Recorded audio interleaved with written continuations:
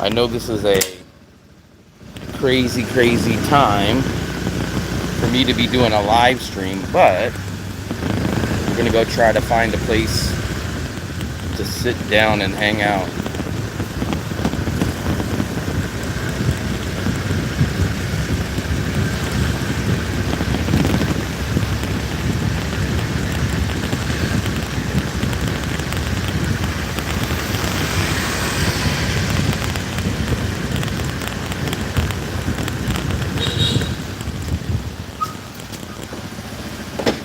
Come on.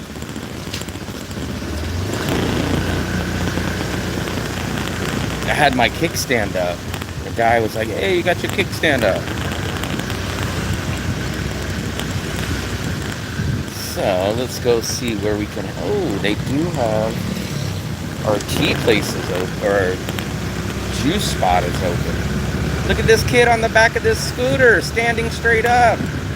Not sure if you guys can see it, but that kid in the pink is literally standing on the scooter. Not sitting, but standing. I gotta get a better mount so that you guys can see better, but that kid is standing on the back of that scooter. What's up, Mike and Barbie? Oh, look at Mr. Vince. Yeah, I know. I kind of went to bed early. I went to bed about, I feel like right around 12-ish. So that's early for me. And then I woke up about 5. But I tried going back to sleep. I couldn't go to sleep. So I was like, you know what? It's not too hot out. Actually, it's pretty overcast. So I was like, screw it. Let's get on the hog and go somewhere. But the problem is, it's only like 7 o'clock, I think. And there's nothing really, none of my main places that I hang out at are open yet.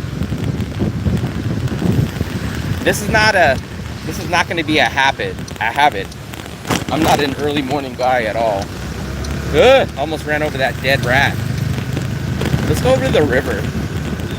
Not over to the river, but let's go riverside on this beach part.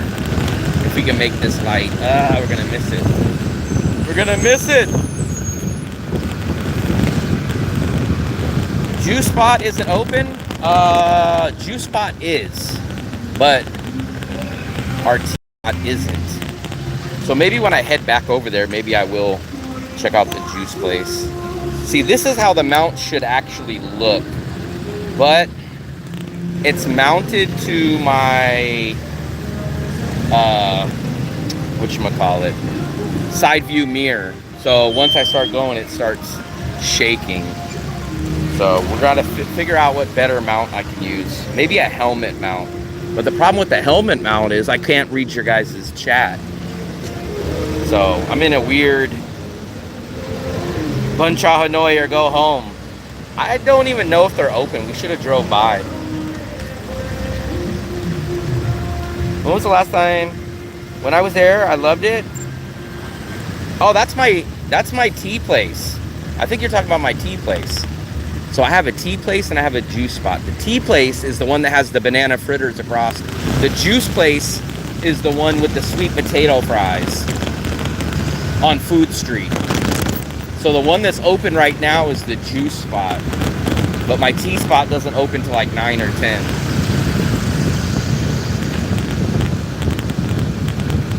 Well, the thing is, yeah, her hours usually say like 6 or 6:30. The problem is, I go by at like 11 o'clock in the morning and she's just closed. And you're like, what the hell? Dan has her WhatsApp number so that he can check up to the minute live updates.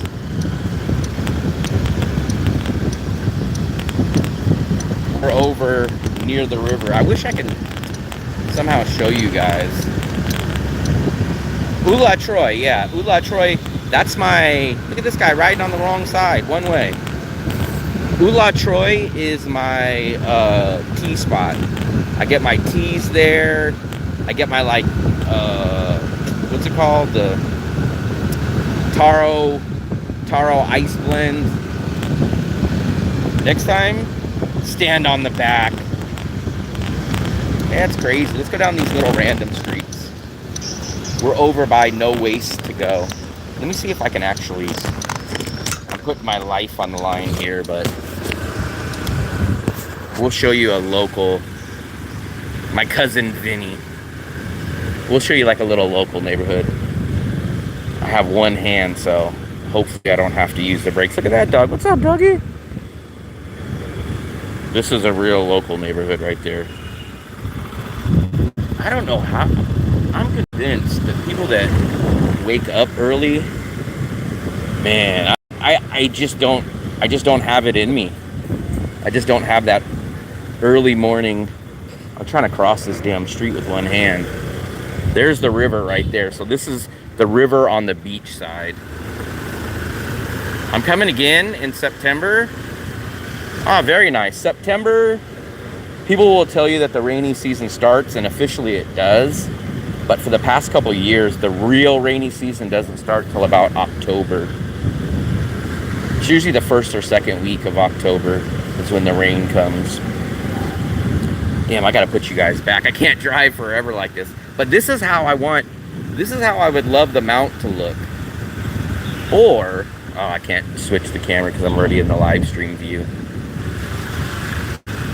I try not to wake up too early. Don't worry about it. This will not be...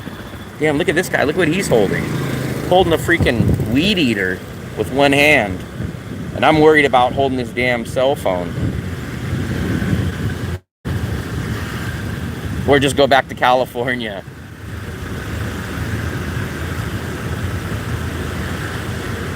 That's no ways to go right there. I wonder if I should go take you guys... I don't even think they're open, I bet. No ways to go. I did a video on it. Yeah, we're way out in the middle of nowhere. Oh, you know what? I'll take you. I'll go take you to go get a tea. I'm hoping that they're open. Look at this guy. I think you guys will like this place, and some of you young guys will like the women that work at this little drink spot. I can't guarantee they're open because it is early, but let's go see if we can find something to drink. So, damn, it's not even 7. It's 6:57. Bonnie, what's up? What's up? Is my volume? Stay hydrated. My volume should be working.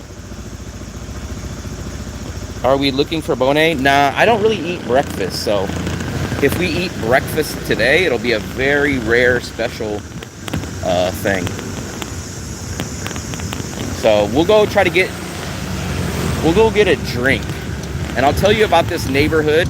I'm not going to call it a neighborhood, but I'm going to call it something I found that's very interesting. I'm cheating. I've seen this move done by locals. I'm not supposed to do it, but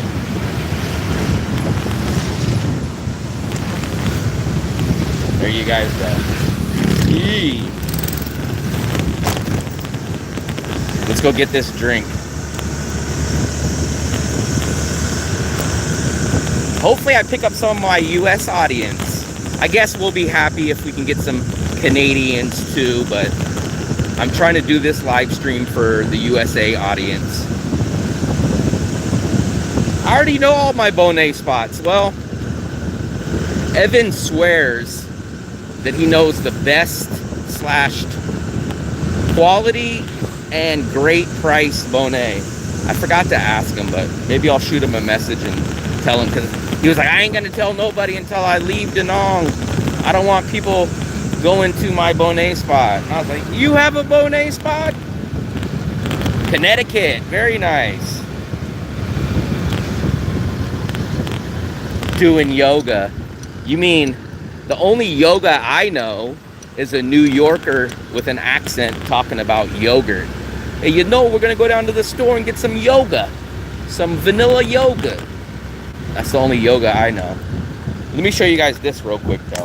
So this little neighborhood is pretty cool. I'm gonna maybe do a video on this, but there's a whole bunch of food spots, and then I couldn't understand why there's so many drinks and food spots, and then I looked and I noticed this big building right. Look at all these scooters here.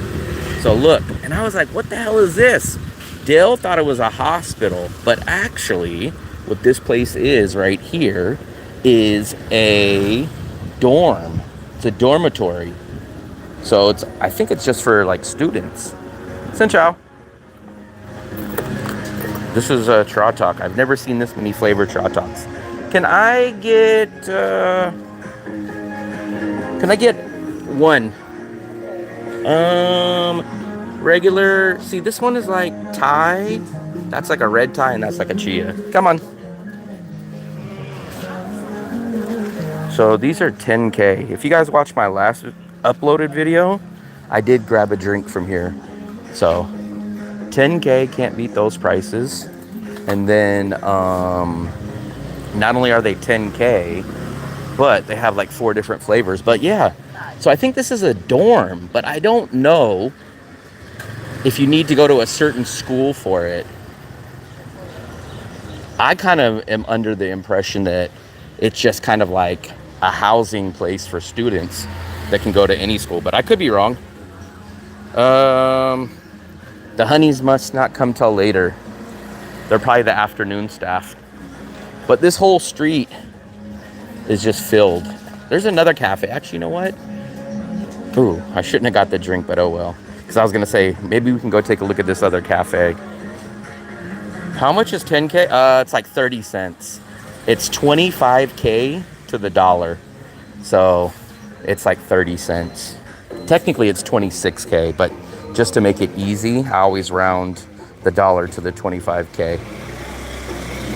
So basically, I can get 2.5 of these Trotoks for $1. Alice, what's up? Sean, what's up? Never would I drink from there. Well, I've drank from here many times. Staying hydrated. Wear and cigarette, grab a coffee and cigarette. 2 things I don't do. Coffee and cigarettes. I don't know what this is. Maybe Vince can read this. I think that's kind of like a cacao nong. Not sure what that is. Oh, look at 3 guys on this scooter going to work. That's the Vietnamese SUV right there.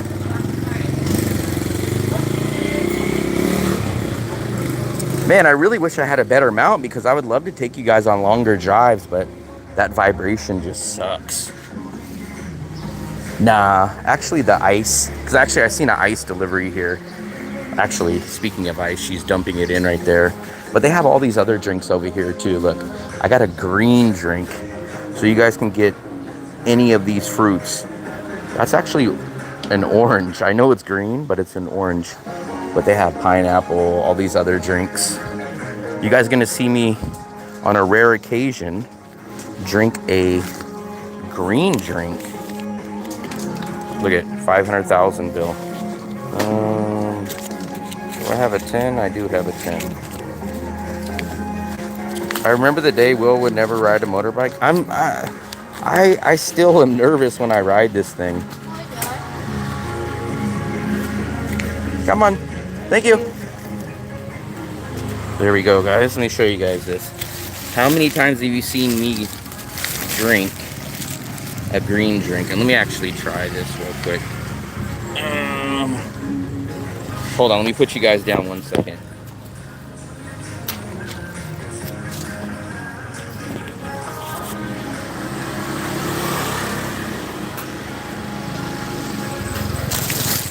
Show you it's green.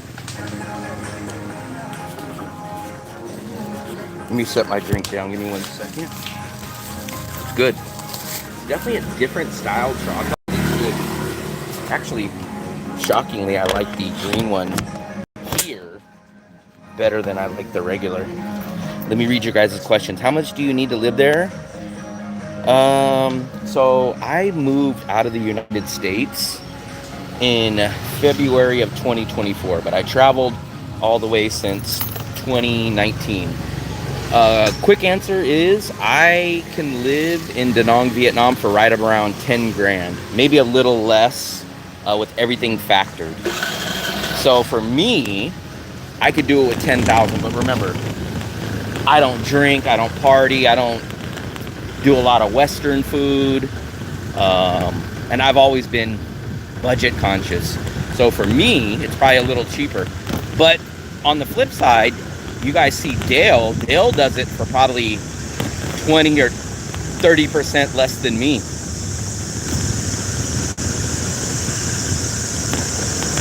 I can't believe I'm up at this hour, but I know for sure I'm going to be taking a nap today. Let's get up on this freeway. Damn, this guy's trying to box me in. You see that lady coming down the wrong way? That's the thing about Vietnam right there. Let's go. So hopefully you guys can still hear me. I know the mount kind of sucks, but there's not much we can do about that. Hopefully you guys can hear me. Hopefully you guys can at least bear with the video until we find a cool little spot to sit down. Oh, you know what? I know a spot. I know a spot. I know a spot. Maybe what we'll do is we'll do some Q&A. We'll do some questions and answers. So if you guys have some questions, get them ready. We'll go sit somewhere and then I'll answer some travel questions. It's Will 2.0. Okay, good. I'm glad you guys can hear, because there's a lot of wind and noise as I'm driving. But actually, this is Dale's neighborhood. Dale, Mark, and even Nasser's. This is still a 20-minute walk from Nasser's place, who's the furthest, but this is where the other hooligans live. Daleski is pretty tight, I will say. There's been a few times I've been with him, and there's a few things that he gets pretty damn tight about. And I'm like, damn. But, man, like, he's what I'm hoping that I'm doing in 10 years. I think Dale's about 10, 12 years ahead of me, I think. But he's trying to coast into retirement. He's trying to coast into retirement, which I'm trying to do too, but I have freaking 20 years left. I think Dale has like 6, 7. I wouldn't want to go back to the effing USA either. Damn, look at all this traffic. Here we go. Let's go try to sit over here at this little spot that I got.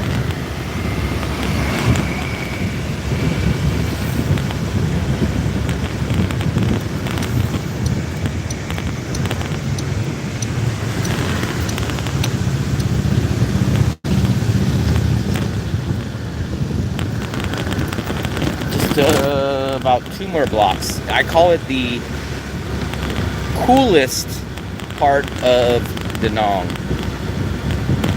It's one of the most shaded, coolest sitting areas that you can have. So, look at this guy pulling in front of me and no helmet. And no helmet. Let's see if we can cross this street. Look at this lady's. Oh, you know what? You know what Vietnam traffic reminds me of? I'll tell you guys exactly. Vietnam's traffic reminds me of the old Nintendo game Paperboy. It's like everybody just steps out and like walks in front of you and does this and does that. It's like not, what are they called? NPC. Everybody just lives their regular life. I'm hoping to be where Will is in 2 years and move there. Man, I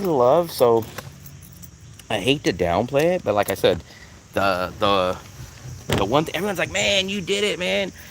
I'm just not there financially to retire for the rest of my life, but I hope to be, hopefully. But what was I gonna say? I got caught up in something. So yes, physically I'm here, but I would love to be more consistent. That's the one thing I tell everybody. People are like, what's the one thing you tell people before leaving the USA? I'm telling you guys, the most important thing that'll give you the least amount of stress and make your life so easy, have enough money or have consistent income coming every month. If you have that, man, Asia is so easy. I'm not gonna say you can do anything, but everything is a million times easier if you have money. 10K a year, not 10K a month. Shit, I could live in the USA for 5K a month, 10K a month. I don't even know. I don't even know what kind of lifestyle you could have if you lived in Da Nang for 10K a month. What's up, Army guy? You're up at the crack of dawn? Damn, everybody's up early today. Big thumbs up. Can we get some more thumbs up? Look at it. You guys want to see my green drink? Start the morning out with a green drink. A green Trotok. Have you guys ever seen a green Trotok? Look at that.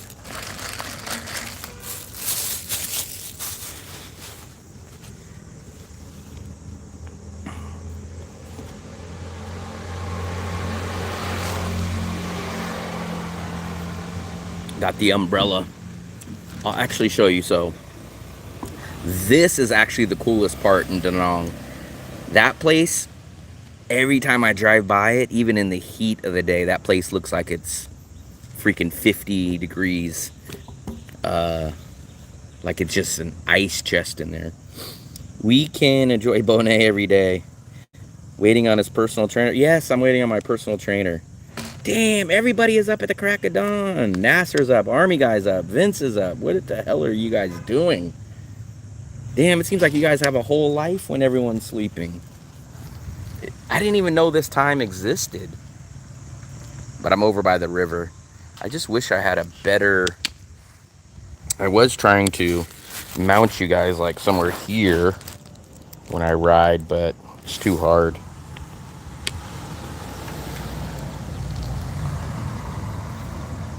Waiting on his personal workout.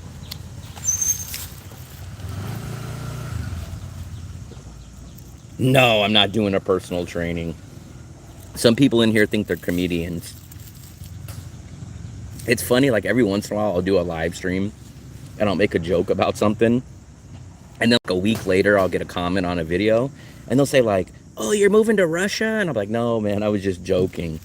But every once in a while people will think what sometimes some stuff that I say is serious.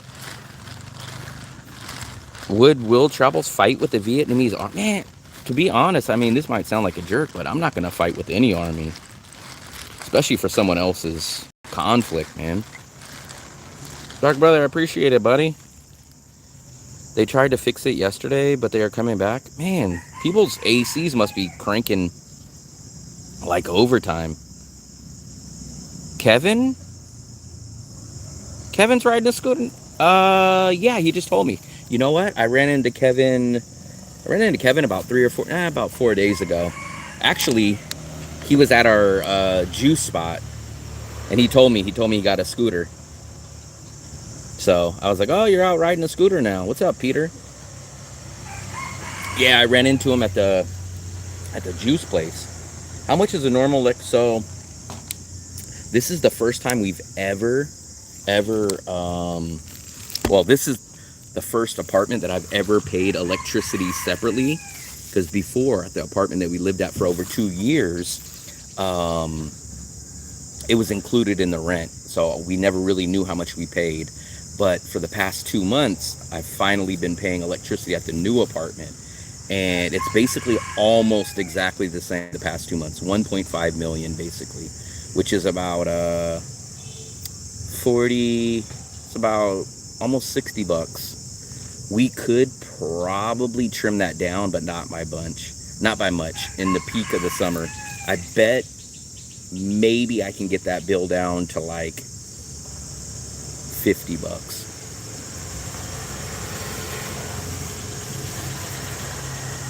I didn't even bother telling the landlord. Huh. Dale's the cheapest. Dale, I think, paid $700,000, which he thought was a lot. So he paid about 30 bucks. I think our buddy Mark pays around the same amount as me. Nasser, I think, pays about 40 bucks. That's crazy. I don't really know. There's not much that Dale can really get down on his budget. I think his budget is pretty accurate. I don't know what he can really, I guess he can, the only way he can trim his budget down is if he just stopped drinking coffee. I think he gets 1 or 2 coffees a day, which is probably anywhere from 30 to 60 bucks a month. That's about the only place that he can trim it down. Or on his apartment, but his apartment's still under 7 mil. Current lease, so our lease actually is up in about 2 weeks, but I told the landlord, he said, oh, you know, the lease is up, when he came and picked up the electricity.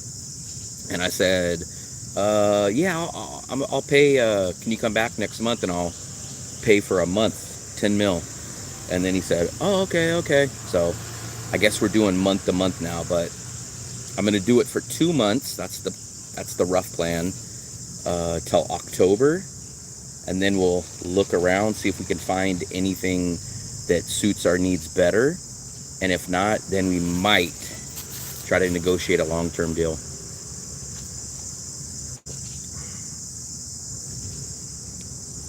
Danong's honeymoon phase is over. General AG is right to clear the path for the new countries to get their term.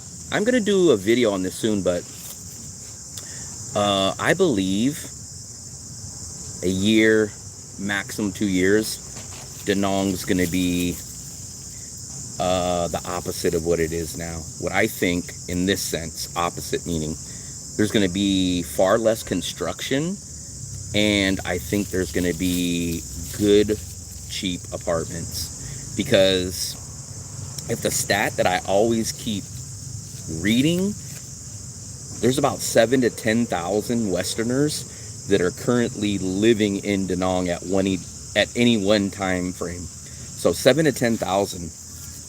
And if you read the stats lately, or in the past couple months, I think by 2027, they plan on building another 20,000 apartments and rentals. So that's already 3 times, or at least 2 times, how many current foreigners that are living here now. And then you throw that on there, it's going to make it a lot cheaper. Plus, I expect in less than 2 years, the city of Wenyang to get an international part of their airport. They already have the domestic part, and I think 10 to 15% of people, low guess, will move down to Wenyang once that happens. So 2 years, Danong will be worked out.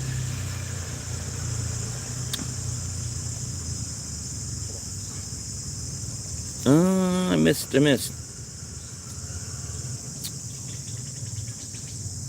I am happy with our apartment. I'm definitely happy.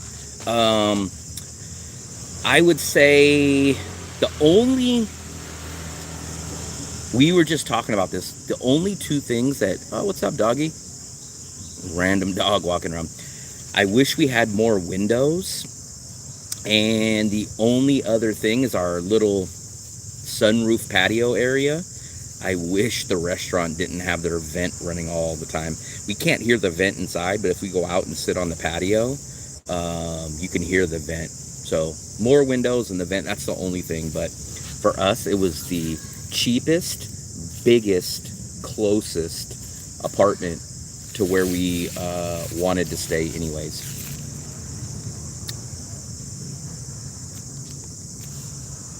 I don't know what you guys mean by done. I don't, and the funny thing is, all you guys are saying Danong is done aren't even living here, or haven't lived here as long as I have. So I don't know what you mean by done. If I look at this year compared to last year, my apartment went down. I'm paying the same or less on everything across the board. So I just don't agree with that. We couldn't even park a motorbike at the beach on Saturday. Mixing their life. Come on, Dark Brother, man. We're not going to do the trolling, especially in the morning. I created a YouTube channel of myself traveling and documenting my life, of how, if you guys want to follow and live my lifestyle, I show you guys exactly how to do it. I give you guys advice on visas, how to rent apartments, how to navigate cities, how to do it on a budget, or at least get your value out of it. I'm very close. I downgraded in the sense of location, not size. We did love the other apartment, but you know what's funny? I haven't thought about that other apartment in a long time. And I've even told Fluffy. She said, "Well, what if the landlord comes back and gives us the same deal that we had from the start?" And I said, "Nah, it's just not worth it because for one, it would cost another 4 million on top of what we're paying now, and we don't know if that situation would happen again."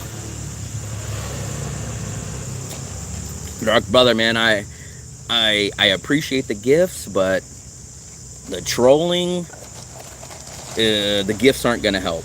But I do appreciate them. But it's not a free pass. Yeah, Will is the Duke of Denong. He knows what's up. I've been wrong before. Hey, what's up, Robert? What's up, buddy? Everybody's up in crack of dawn. It's 7:20 a.m. here, and I'm drinking a green drink.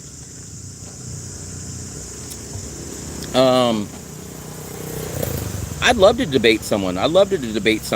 And even if I say right now what I think Denong is going to be in a year or two, or if someone else says it, it doesn't matter because in the end, it's going to be the situation that plays out according to time. So for me, but I would love to debate. So explain to me, it's just like stocks. If a stock shoots up, it's just not always going to go up. It has to come down. It has to level out. It's the same thing.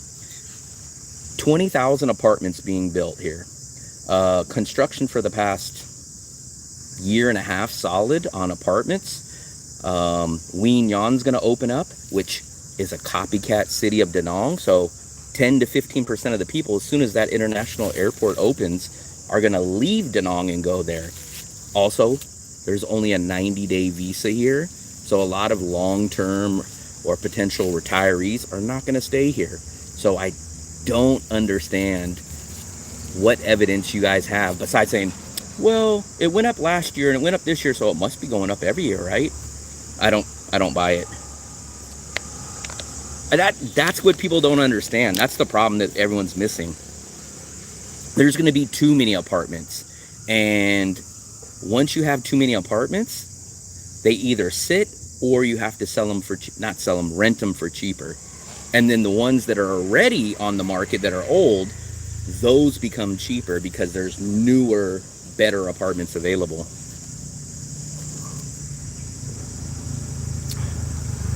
Dark brother, here's what I don't understand. How long have you lived or even spent in Denong, but yet you come across as the expert of Denong?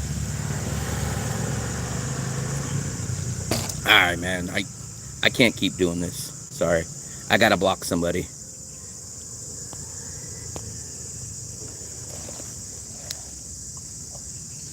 Up the yin yang. It's crazy. The people that don't live in Denong or just got here are the ones that are telling me how it is. I've been telling you guys this for a year. The rainy season is going to determine it. This is going to be easy. In October and November, if people leave, especially October after the first rain, if they leave, then you're going to tell, okay, we're back to Denong prices again. If nobody leaves again from September to January, or not a lot of people do, then the writing's on the wall. It has to. That's what I'm saying. 2 years, a lot of things are going to happen. Wien Yan's going to open up the international airport, I'm pretty sure, within 2 years. Denong might... Look at Bali. Look at Acapulco. I remember when I was growing up, Acapulco was a huge city in Mexico that people used to go to. Look at all the cities that people used to go to, and they swear, oh man, these cities are going to be around forever. These are tourist spots. Cities come and go. Chiang Mai. What other cities were like used to be so popular? Budapest, Prague. All these cities used to be, oh, we'd love to move there. We'd love to live there, but things change over times. I don't think we would.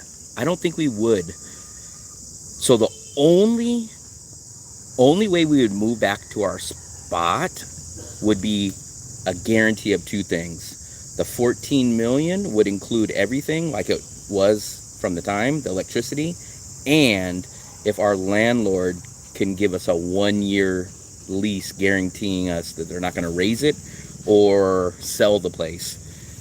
Now, if they can guarantee those two things, we would at least think about it, but I don't think we would move because it's nice to save the few 4 million, but we would definitely think about it. No, I'm not married. Fluffy is my girlfriend. We've been traveling since October of 2022. How far is the Grab ride from the Weignon train station to beach? So technically there's no train station in Weignon. It's a city called Dutry, and it's maybe about a 15-minute ride. It's about 100K, $4, under $5 for the 15-minute max 20, but it's closer to 15 minutes ride from the Weignon train station to the beach area. Oh, we like that condo. We liked it a lot. We didn't get a lot of use out of the second room, except for emergencies or storing the bags, which is still nice. We love the second bathroom. That is one thing that we kind of do miss, is the second bathroom. But actually our apartment that we're in now, everything's bigger. So we don't have a second bathroom or a second bedroom, but our bedroom is much bigger than any of the 2 bedrooms that we had at the old place. Our living room and our kitchen's much bigger than our living room and kitchen at our other place. And then we have that built-in balcony / sunroom area. I don't think so. You know what's weird? So I've spent 98% of my time on the beach side of Da Nang, right?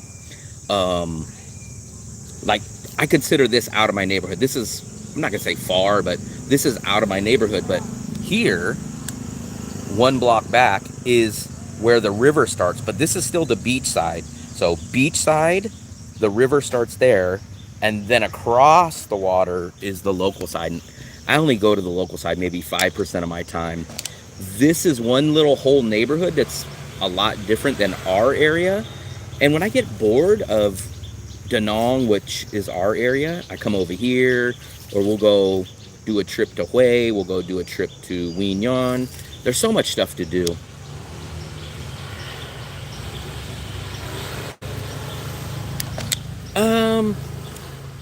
It's not really a Vietnamese problem, because like I said, we can go to Weignon and get a 2-bedroom for 8 million on the beach. It's just that Da Nang. So here's the big difference between Nha Trang and Da Nang.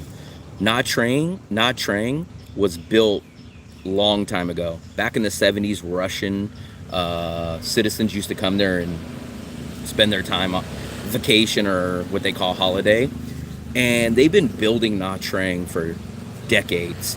So slowly but surely they were building. Da Nang wasn't nothing 10, 11, 12 years ago. So they're behind on the building schedule. That's why there's so much construction going on here. They're just behind. It's a city that just popped up and is growing now because everybody's here. But once that construction dies down and once there's enough places, this city will, the prices will go down.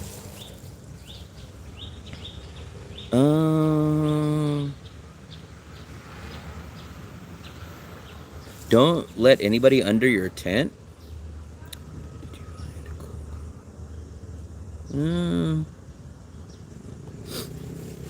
I talked to a few. I played tennis.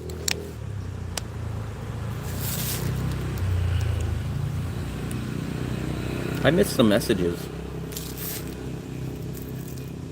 Me, I'm not leaving unless I find a better spot. So I've always said I'll leave. I mean, we lived in Bangkok for almost 8 months. I think 8 months basically. And we loved Bangkok. We loved it at the time. And then what actually happened was we left Bangkok on a visa run to come to Da Nang in January of 2023. That was our very, very first time we ever came here, was January 2023 to Da Nang. We stayed here for a week. We booked a quick trip for a week. And when I came here, I loved this city. And I said, you know what? Let's stay in Bangkok. We stayed for one more month, I think. And then we said, let's go to Da Nang. Let's stay longer. Let's go see if we'll like it long term. And then we came here and we enjoyed it. So for me, I'm not sold on any one city in the world, but until I find a better city, I'm not leaving. I'm not just gonna go, hey, you know what? I love Da Nang, but let me move to freaking the Panama Canal and see if it works. I'm not gonna do that. If I go to a city, I'm like, whoa, this place, everything fits. It has this, it has this. I'll give it a little chance. Maybe we'll go do a trip for 2 weeks, 3 weeks there, check it out, and then we would make the decision. But as far as now, I don't see anything moving or changing. Now, if some of my rich viewers out here are like, hey, man, I got this giant condo over in Wien Yan, or I got this giant condo over in XYZ city, you can stay there, then I might think about it.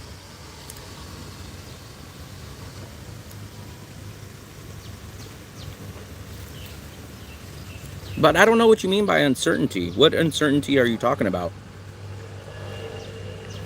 The only two reasons that pushed us away from Thailand was the visa situation, and it was at the time that we were there, it was about 20 to 25% more expensive in Bangkok than Da Nang.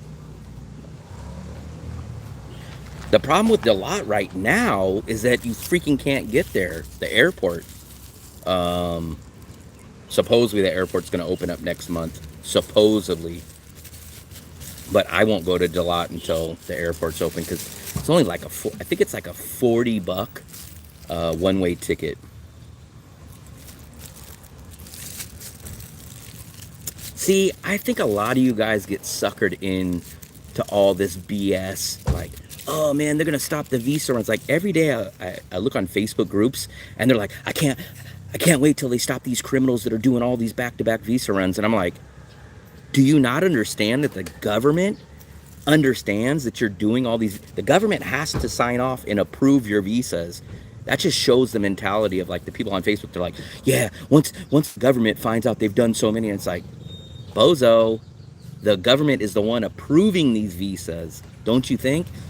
They're not going to kill it. They're not going to kill the 90-day visa unless they have a long-term visa that you can get to. What sense would it make to kill the 90-day visa and then go, hey, but you guys don't have no other visa to stay here, so we just had the record tourism, but guess what? We're going to ruin the visa and destroy our economy after having the best year.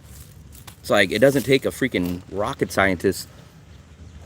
So at least I have a feeling that we understand that the finger job is Dark Brother. So seems like someone exposed themselves again.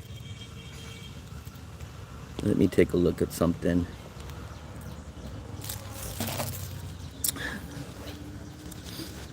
I don't mind that. So remember, I've been doing visa runs since they've been 30 days. When me and Fluffy first got here in 2023, I used to have to do the visa run every 30 days. Every 30 days for 8 months. From the beginning of 2023 all the way up till the end of August. Me and Fluffy would get on a plane and fly out of Da Nang every 30 days. It doesn't make any sense to kill tourism. And what's crazy, it's always these older European slash Aussie, British guys on Facebook that'll say, yeah, it's such a crime to have these visa runs. And it's like, don't you understand? The visas are approved by the government. It's not a secret. Do you think Lind Visa doesn't know how many visa runs you've done? Do you think the government doesn't know? It's just they don't want to have a retirement visa. So what they do is they have a loophole that they don't care about in the visa system. Okay, Finger Job, we're just gonna eliminate you. Instead of watching my channel, you can go over to Army Guy's channel since you agree with them.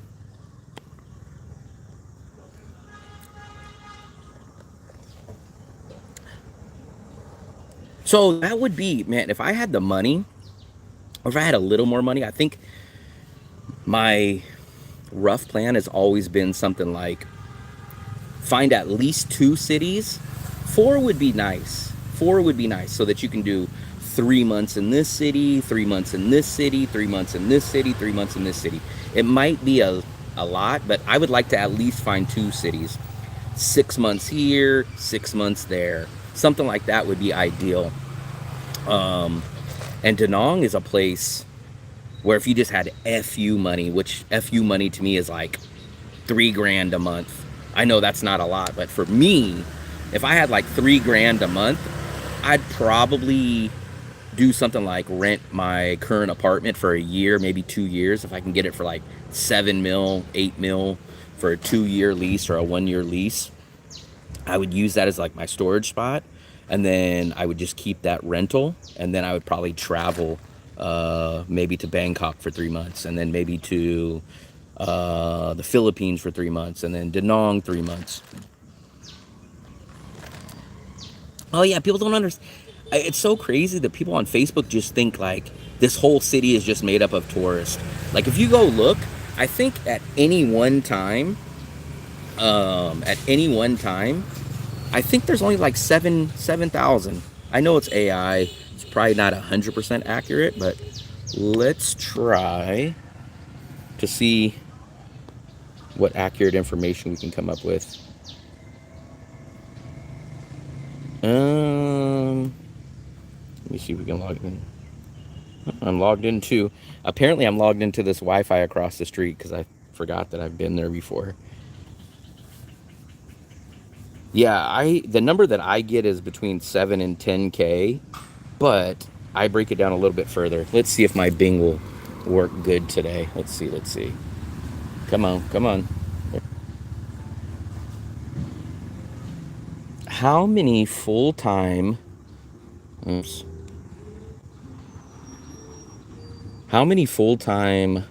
tourists are there living in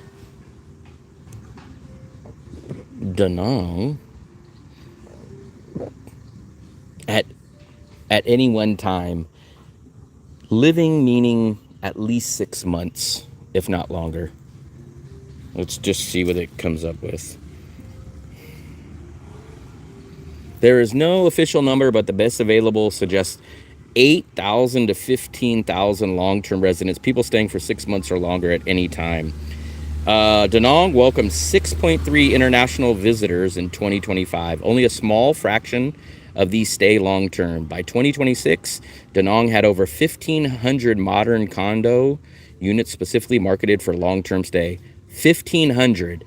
And remember, how many did I tell you are coming up by the end of 2027? 20,000. 20,000. So look, you don't think that's going to do something? These units are almost entirely rented by foreigners staying 3 to 6 months. Da Nang is ranked top digital nomad city. Local experts describe foreigners staying 3 to 6 months as growing demographic. Let's see if we can get any good information. Many foreigners staying 6 to 12 months on repeated 90 days. Look, here it is. The likely. So it's only about 4,000 people. Many foreigners staying 6 to 12 months on repeated 90-day visas. Experts explicitly note this group is growing. This likely adds 2,000 to 4,000 people put together. The realistic range becomes 8,000 to 15,000 at any time. There you go.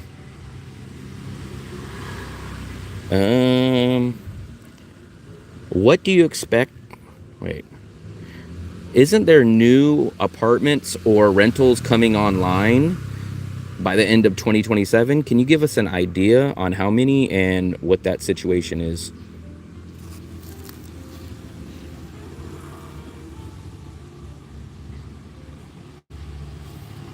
But I think Pang Lao is somewhere near Cebu or something, right? It's Bohol. But it's much more expensive. We were actually going to stay there for a little bit. Da Nang has a huge wave of new apartments, mixed use, 20,000 plus units planned, and several major projects specifically in 2027. There you guys go, man. Now watch this. It doesn't take a rocket scientist. Mysteri Riviera, Hayori, 202 units. So here we go. Look at this. Look at this. Look at this. So, what would you expect? What would you expect to happen to the older apartments and apartment or rental prices in general once all these apartments come online?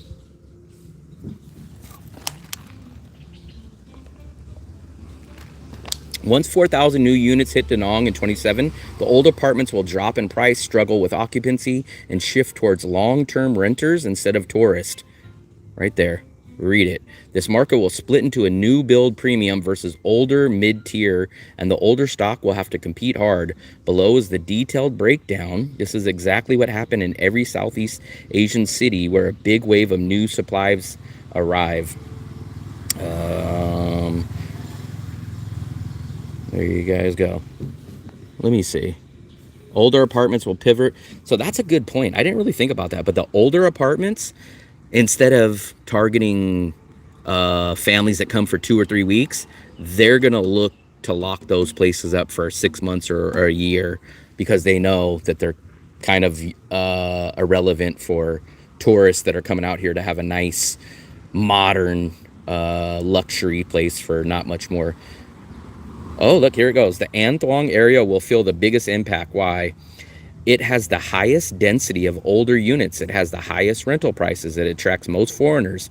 When Capital Square, almost 3,000 units opens, it will pull renters away from Hayori, Monarchy, Azora, Blooming Tower, and all older Mayan service apartments. Expect noticeable price softening in May in Mayan starting around late 2027. Landlords will start re-eventing older units. There you guys go. So there you guys go. Can you name a few Southeast Asian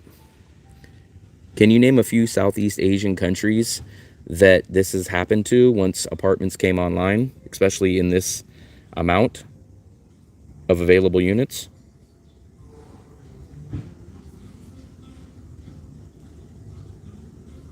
Kirk brother again, Jesus Christ. This is exactly the situation. What cities? Phnom Penh, the most extreme example. Between 2018 and 2023, Phnom Penh added 40,000 condo units, an insane amount for the city. Result, older apartments dropped by 20 to 35% in rent. Many older buildings sat half empty. Newer buildings captured almost foreign renters. Chiang Mai, 2017 to 2021, 10,000 new condo units in a short period. Ho Chi Minh, what happened? Kuala Lumpur, 100,000 units over a decade. So here you guys go. Manila, Philippines. There's the list. Well, what happened in Cambodia is Cambodian government allowed all these scam centers to keep running, and all that money that the scam centers brought in created employees, created new businesses, created whole cities. And then what happened is the Cambodian government cracked down on the scam centers and then arrested the Chinese and all the scam centers. So guess what? Those cities are now dead. There's no money in those cities because the scam centers got shut down. And if prices crash, buy and keep long-term timing. Da Nang, Bangkok, Japan is almost giving homes away. Yeah, it'll take a year, but if you guys want to stay away from Da Nang, that's fine. Check it out in a year to a year and a half. You have just made the case for the Vietnam government not to halt the 90-day visa. Well, I don't understand this fear or this even slight talk about getting rid of the 90-day visa. I mean, how stupid would anybody be to get rid of a visa, the only visa that the whole country literally has? They have a TRC visa, which is a working visa, but how many people have that? 100 people? I mean, it's very, very small. So not until they have a long-term visa are they going to get rid of the 90-day visa. I just don't understand the people that just think the 90-day visa is just going to go, and they're going to be like, okay, guys, you guys don't get to come back to our country anymore because you guys did 6 visa runs. You guys don't belong here. Now stay out. I understand if you guys don't want to wait because it's hard, but 90-day is a risk. You don't pull all your eggs. I agree with that. I'm not going to say there's no risk. It's very little risk. We've never heard of anyone having problems coming back, but it is a risk. Yeah, you do have to think about it. You do. You have to have a backup plan. But I'm living proof, and then people that I go on visa runs with are living proof that that you can keep doing multiple visas.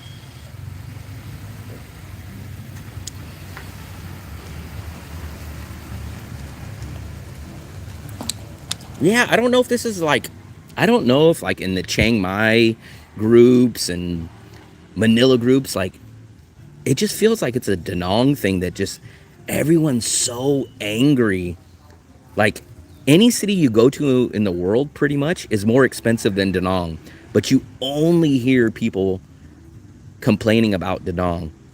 They don't, when they go to Cebu and pay more money in Cebu, they don't say, oh my God, Cebu's so crazy.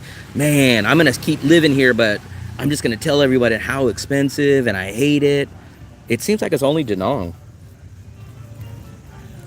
No. Because you can't work on a tourist visa under certain situations. So most people that come here under tourist visas have a 9-to-5 job. Laos doesn't have long-term visa, so you can't do that. I have a plan if Vietnam did away with the 90-day visa, which I'm going to give less than a 5% chance. I have a backup option that I would mention to you guys if it comes about, but I don't even want to open that avenue. But worst case scenario, if I had to leave Vietnam, I don't know what I would do. I guess my only realistic short-term options would probably be Thailand and Philippines. Those cities or those countries I know, and I can make them work. Angry and dirty. I think it's moronic for foreigners to complain about folks doing visa runs. I just don't understand. To me, it's so weird because it like you have to like suspend your belief and like common sense, because you go, hey, these people are applying to the government for a visa that they can look at your history and see how many times you've been here and that you've done visa runs back to back to back, are the only people that can approve it, and then they approve it, and yet people go, oh yeah, these people going around doing all these illegal visa runs. And you're like, huh? Illegal? Where did you come up with illegal? Well, you shouldn't be doing it. And then you ask them, oh, who are you?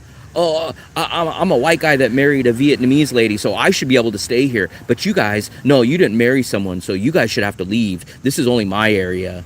It's like, it's always that guy that married a local. I should be here because I married someone, but you guys shouldn't be here. I honestly, guys, I never realized how selfish human beings were until I started to travel. Like, I could not understand, like, people, you'd be like, hey man, hey, where'd you find that apartment? People like, oh man, I can't tell you. And you'd be like, huh? Like, what do you mean you can't tell? I don't want my rent to go up, so I can't tell you. And I'm like, okay. Hey, where'd you go? Where'd you get this? Oh, I can't tell you because I don't want the price of my haircut to go. I'm like, Jesus Christ. It's so crazy. It's so crazy. I didn't realize. To me, traveling is about exploring, meeting people, telling people, hey man, did you check out this burger? Oh man, this burger place is great. Did you go check out this fried rice? Oh, did you check out this place? Man, they got the best produce at this market. That's what traveling is to me. But I realize there's a lot of gatekeepers that travel, man. It's crazy. Especially on Facebook too, man. Facebook groups, I have to check it just for the news, and sometimes we buy stuff off there and stuff like that. But I just can't believe how bitter and like non-people person a lot of travelers are.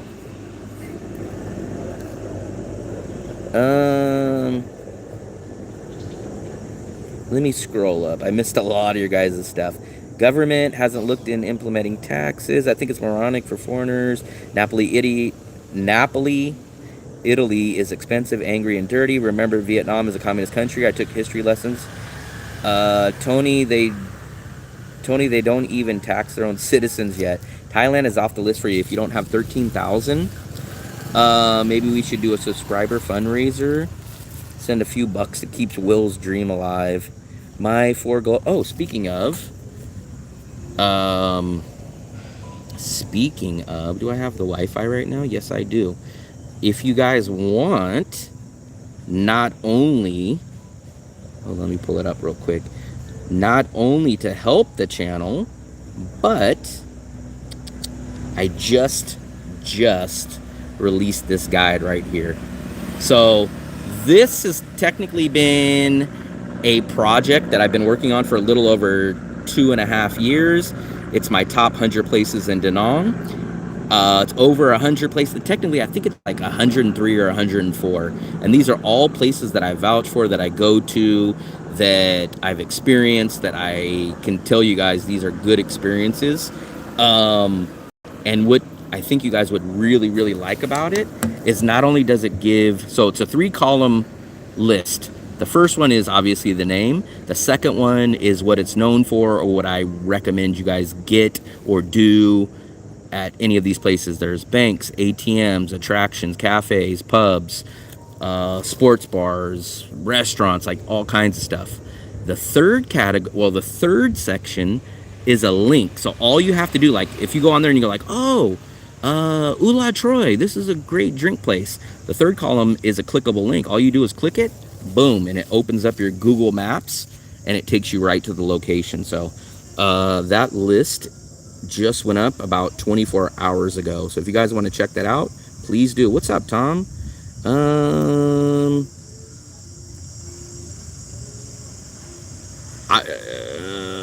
Is Hoi An rent?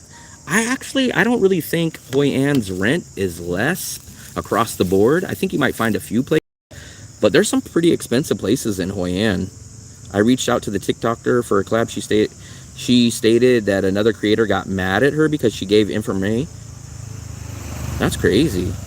I don't like gatekeeping, so I'm in the same boat too. Looks nice there, peaceful. Yeah, man.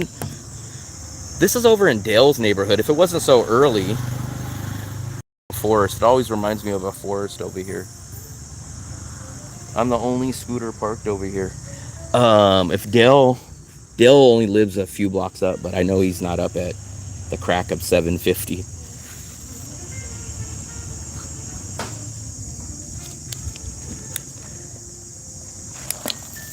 Looks nice there, peaceful and relaxing. Also, I forgot, I do have a welcome guide too. So this is everything that you guys need to know once you guys get here, of like how to navigate and what to do. This is a good guide. This is 20 pages. This is a great read if you guys are flying on a long flight. You guys can read that whole guide. I think it's a little bit longer than 20 pages too. And then this one, if you want to check out all the places, look at that. Cafes, restaurants, attractions, stores, groceries, all the places that you practically see me at, and much more are on that list. It feels so damn early. I know today, this is the reason why I don't like waking up early, because now I know my day will be ruined. And you guys are like, what do you mean ruined? Because I'll get back home like 8 o'clock, 9 o'clock, and I'll be like, oh my God. I don't go to bed till like 1 or 2, and there's no way that I'm going to be able to stay awake from 9 till 1 or 2. So I'll have to have a nap, and then by that time, it'll be afternoon, and then my day will be off. I'm working on my degree so I can get a work visa in Vietnam. Very nice. AI didn't make it. Dark Brother, man, please don't make me kick you off again. Please. Dark Brother, man, I'll have to ban every one of your stuff. You're becoming annoying now, so you're at the point where I don't even want you in the room anymore. I'm working on my visa. I visited Nha Trang last year. I had a ball. Did we visit Nha Trang last year? Yeah, it was last year. We went, I want to say about May or June. 7:30 a.m. Well, maybe they were talking about tomorrow, Army guy.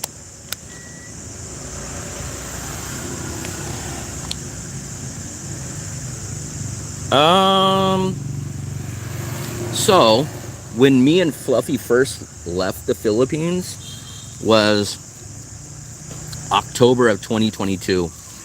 And the first time that she left, we did have an issue. But the crazy part was Fluffy's already been out of the country a few times before that. And they didn't give her a bad time like some people and like completely kick her off. But they kept her in the office for about 45 minutes. And then I had to come over because I was like, Fluffy, we're going to miss our flight. Like we were like 10 minutes away from the flight taking off. And she went in the office like an hour before the flight. So then finally she sent me a message and I had to go over there. And they were like, oh, Fluffy had to show them like all the text messages, the pictures that we've been traveling, all that stuff. And then I basically told the people, I was like, hey man, we got everything, man. The documents are here. We got everything. I said, you're going to make us miss this flight. Either tell me what we need to do or let her go. Like, this is crazy. Like, I was getting upset. And then finally we said, hey man, let's speak to a supervisor or something, because you're just holding her for no reason. I mean, we have all the documents. She's got a return ticket. She's got everything. And then I kind of pushed the issue and they said, well, sir, okay, well, if you sign this paper and say that you're her sponsor, if she gets hurt or anything, I said, yeah, I'll sign it. So I signed the paperwork and then they talked to a boss and quickly let us go.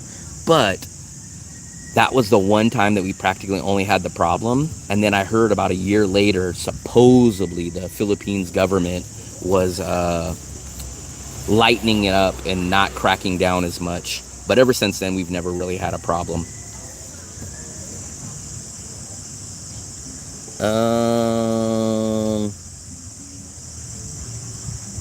I just can't have so many negative people on here. I'm sorry, Dark Brother, man. I can't have people, for one, in my chat room talking about other YouTubers in my stream and then hoping for their demise. Yep, he's going to be going back. I can't do it, man. Take the negative attitude somewhere else. I told you guys, man, 2026 is going to be a year that the negativity is going out the door.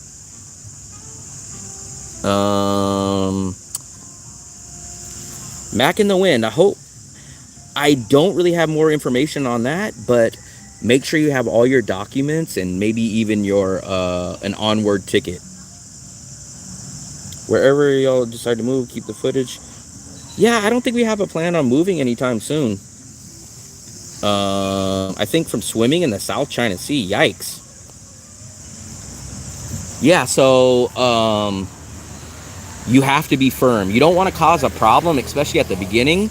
But they were gonna make a. If I wouldn't have spoke up, they probably would have made us miss our flight. Like, we were literally like 10 or 15 minutes, under 15 minutes from the plane taking off. And I told the lady, I was like, you had her for an hour. What do you want to know? She's told you everything. We have pictures. We've already been to 2 other cities. We've been to Bangkok. Like, what do you need? You're not explaining what the process is. And then I kind of got a little loud and told them that. And they knew they were wrong because they didn't have no reason. And I was like, what do you need? And then at that point, she was like, okay. Well, you need to sign this paperwork and say if she gets hurt that you'll be the sponsor. And I said, yeah, I'll sign it. El Feo, anything could happen, Will, but I doubt Vietnam. Nah, I don't think. The only time I think they'll get rid of the 90-day visa, is if they have a long-term visa. New to the channel, this live stream is Life Crack. Michael Pereira. Army guy chilling. Anyone in their 40s with a family, Vietnam or not, will need millions. Millions? maybe millions of VND, but millions, I don't know about millions. $1 million should last you, like, let's say you had a family, let's say you had a wife and a kid. Let's say you had a wife and a kid, and you're 45 years old. How much money would you realistically need to live in a city like,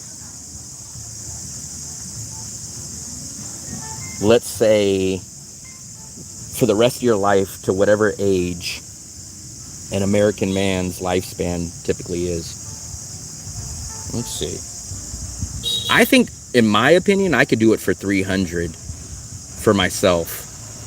Let's see if we'll even get an answer. Stefano, what's up, buddy?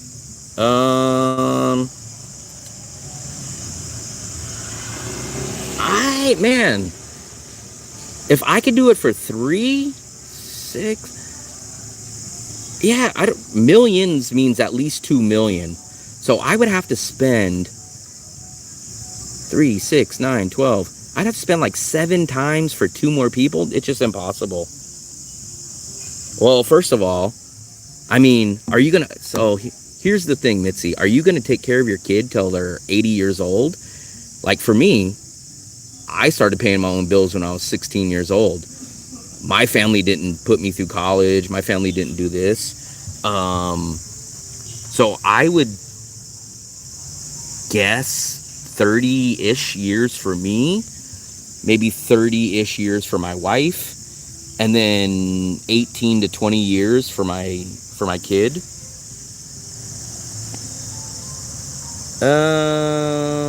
Be smart with your money, sell high like in the USA. Are we even going to get an answer? It's still, oh, there we go. If you're 45, living, you'll need 600,000 to $1 million total, depending on how conservative. I can see that. I could see 600 to max $1 million, but multiple millions, I don't think so. Be smart with your money, sell high like in the USA. Properties will soon fall. The Filipino will pull off if you don't have really. It used to be like that, but I have not been hearing about it as much. Mac in the wind. I have not heard about it as much.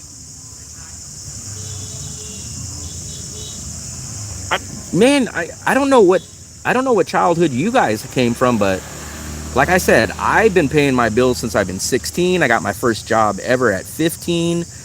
I don't know what silver spoon you guys grew up with, but shit, man, it was a luxury for us to go get McDonald's. Like, I don't know what you guys, maybe you guys came up with like a 3-year-old kid having a cell phone and a laptop, but I mean, how much do you think you need to spend on a kid? Yeah, the private school, I'll agree with that. I heard the private school prices, that's crazy. But food and school clothes and maybe even buying them a scooter are going to be pennies, man.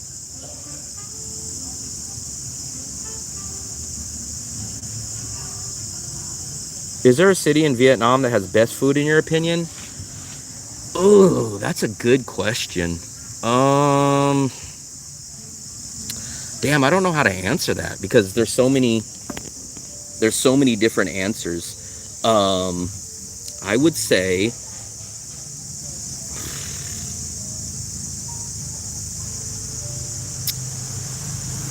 I really like Lean Yon for this, what they call the Nem Lu, which are like the pork sticks, but they do it with the flat meat. I really like that. Every time we go to Wien Yon, we go to that restaurant. You know what? I'll kind of elaborate a little more. I'll say the best, a memory on Facebook just brought this up, but the best burger I've ever had outside of USA was probably in Lisbon, Portugal. The burger was so good. The best flan I've ever had was in the Philippines. That thing was like amazing. And the sad thing was they gave it to us in a big Tupperware, and I think it was like maybe $2, and it was like the creamiest, tastiest flan I've ever had. and we were in a hotel. This is when last time we went to the Philippines, and Fluffy didn't put it in the mini fridge. We woke up the next day, and I was about to go get some because we only ate like half, and I was like, damn, this is like the second time this week I've heard a helicopter. I never see freaking helicopters here. Let's see if we can see it. I never see them here. It's going that way. Oh, there it goes. Oh, you can't see it. And I went to go get some of the flan, and it was spoiled already. And I was like, ah. And we couldn't go back because like the place that we had it was like too far from our place. Yeah, we like Wignon. 100 burger? What's 100 burger? What's 100 burger?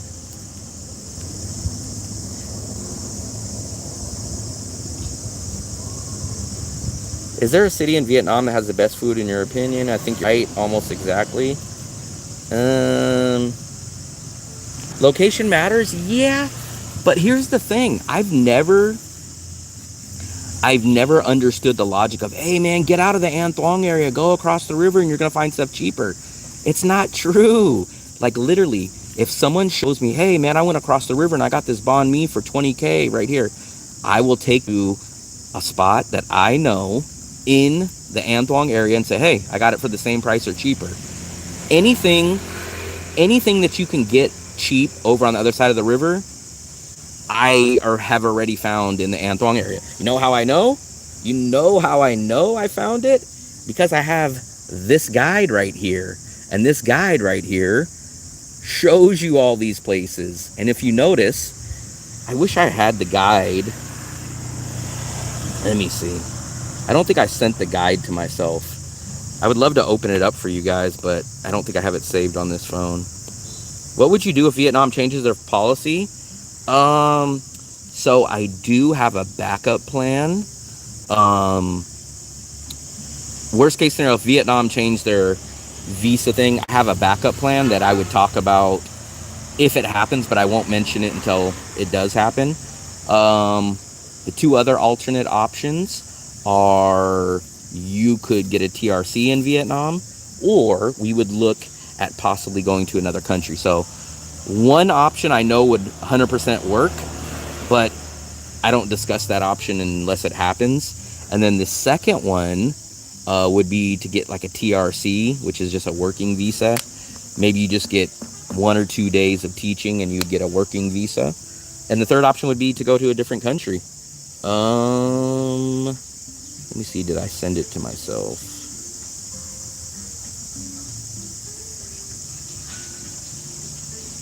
I thought I sent it to myself, maybe not.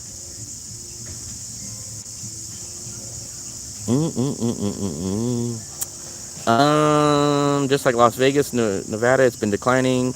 Got a great offer to stay there. What would you do? And I took it. The Delsky Nasser Pocket. 100 Burger? I've never heard of it.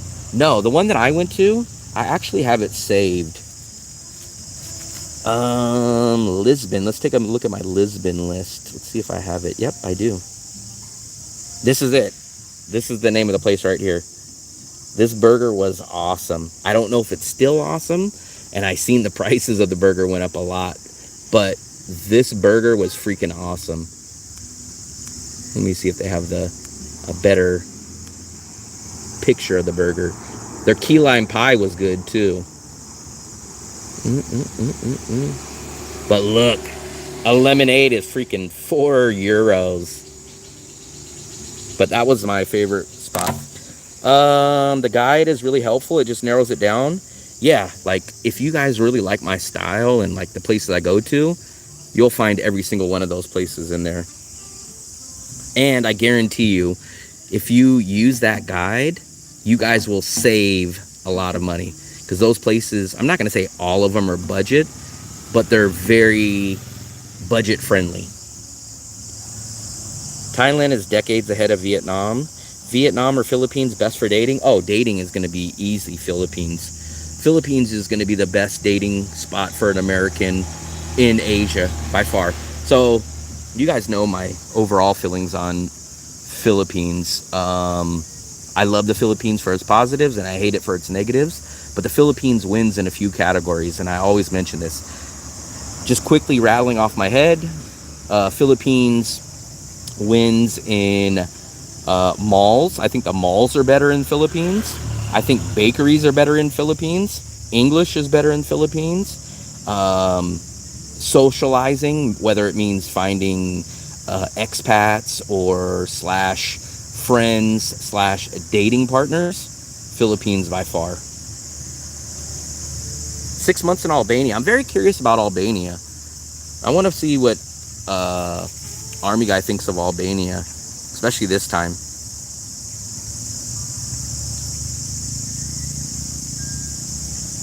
Yeah, I like Portugal. I like Lisbon. I was going to go to Porto, but I ran out of time. But I really, really like Lisbon. Lisbon really reminded me of a European San Francisco. Tbilisi, I was actually, this channel would have been a much, much different channel because 2020, I had an Eastern European trip already booked. And I was going to go to Tbilisi, and I was going to spend the full year there because Americans, we get 1 year free visa. So as an American, we could stay there for 1 year. I was going to go there in 2020, and I was just going to basically work on a YouTube channel and start it from scratch. Exactly what I did in 2022, but COVID shut that down. And I've learned, man, traveling is a trade-off. There's no one perfect country. I'm not going to say Vietnam's perfect. I'm not going to say USA is perfect. No country I've been to is perfect. But you have to find a country that negatives are worth the positives. That's the way that I explain it. Spain and Portugal believe in open. I don't think Portugal anymore, right? I thought they stopped doing the golden visa and other stuff. This is Da Nang, Vietnam. A lovely time in Da Nang, Vietnam. As you could tell by all the scooters. I gotta chug down my green drink. Yeah, so the reason why, Vietnam is gonna be night and day difference from the Philippines. And I think that's a lot of the reason the guys get mad here is two big reasons. One is the language barrier. That's going to be the biggest problem. That's going to cut down 95+% of any chances you have meeting people is the language barrier. Plus, this is more of an Asian Eastern culture. And then the second aspect that gets people mad is they go to places like Philippines or they go to Thailand where they can find English-speaking women and find dates easier. So they go from a place like that and they go, hey man, Philippines has it, Thailand has it, this is Asia, this is Vietnam, it should be no problem, right? You're running into the language barrier and the cultural Eastern Asian culture mentality. 13th of September, yeah, I don't have any plans of leaving. I would love to know. My friend went to Albania about, I want to say little less than a year ago, but I'm very curious to see what it's like now. I actually think Fluffy can go to Albania. There's no visa as an American when you land in the Philippines. You land there and you get 30 days for free. So you can just, if you wanted to get on a plane and leave the USA and go to the Philippines right now, you could just get on a plane, get off at the airport and walk into the Philippines. You'll have 30 days and then for free. So no visa, nothing for 30 days. And then if you want to stay longer, you pay for an extension in the Philippines. And they're usually 2-month extensions, 60 days. And I think they're right around, I think the first extension is about 3,000 pesos, which is about, it's about $50. Actually, I think it's like 3,500 because I remember it's about $60. So basically, it's about $30 a month to extend. Or if you stayed there for a year, it cost you about $500 to $600 in visa extensions for the year. We also come from retail 2 to 5 siesta. Yeah, man, that's the other thing that's weird. What's up, Earlski? Vietnam only Asian language that uses Latin alphabet. Try learning. Siesta is retarded. Well, here's the thing. This is why it's going to be so hard to ever change the culture. Because think about it. If you guys are workers, imagine you're going to work and everyone's like, hey, man, for the past 80 years, we just randomly take a break from 12 o'clock to 2 o'clock in the afternoon. You guys don't have to go do no work. You don't have to go sweep up the office floor. You can just go do whatever you want. Do you think you're going to be able to convince millions or 100 million Vietnamese, hey, you know this 2-hour, 3-hour break that you guys get every day for the past 80, 60 years? We're going to take that away. They are not going to give that up.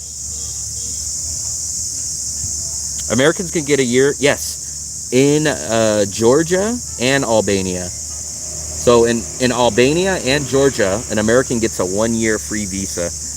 And then I heard it's very easy to not extend, but do another 1 year right after. The only problem is Tbilisi is more expensive than Southeast Asia. Americans can get a year. Yeah, Georgia and Albania are both a year.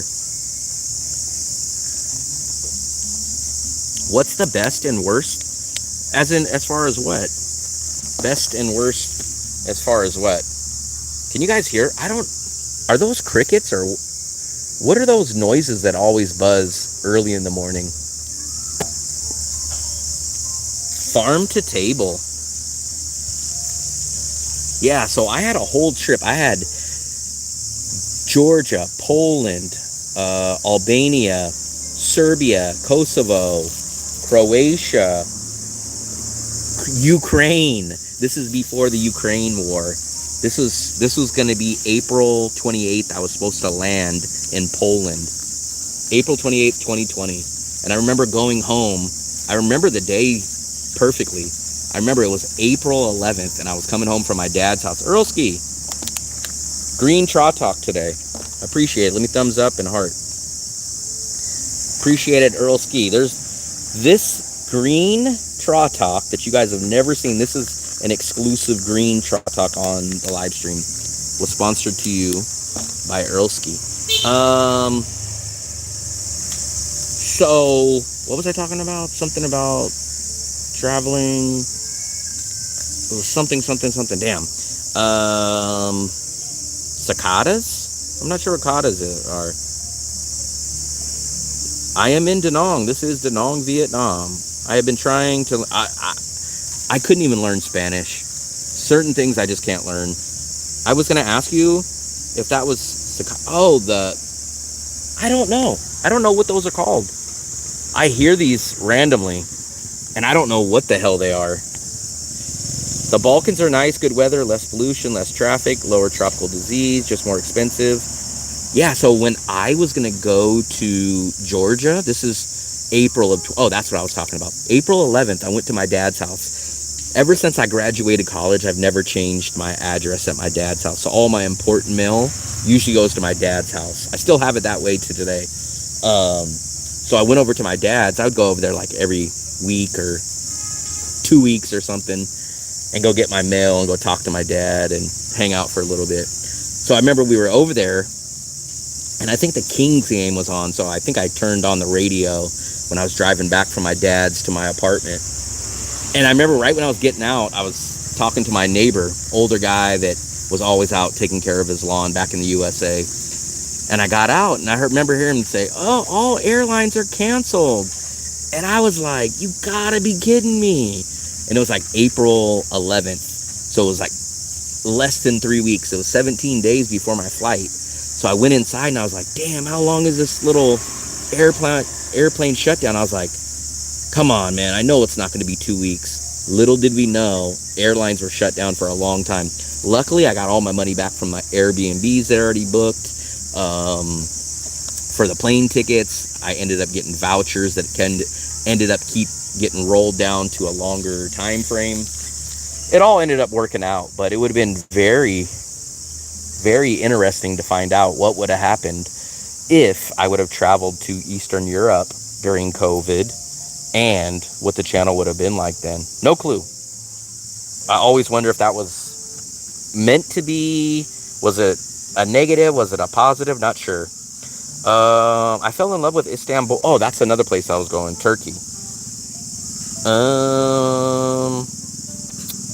Constantinople for the cats. Army, I mean, for a European country, it's not as cold year round. Not practicing, not like other nations. German is now Berlinistan. Serbia is 23 reset safe. I'll visit Serbia. I heard Serbia is not as cheap anymore, but I know back in 2020 it was supposed to be fairly reasonable, but I heard it's went up a decent amount since then.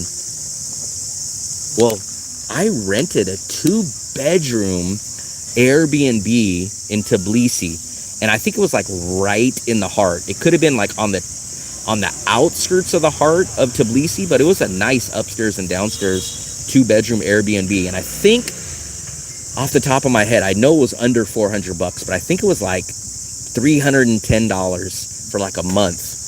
And I had it saved on my Airbnb, and I booked it and everything. And then I went back like about a year later when I was on Airbnb, just randomly checking stuff. And when the Ukraine Russian situation happened, that place went from like $350 or $330, whatever it was, and it was like $1,100. And I was like, oh my God. Tbilisi was very expensive during that time, especially for the first year or two. So noisy place and no good there. Traffic was awful. Marcus bought an apartment in Tbilisi.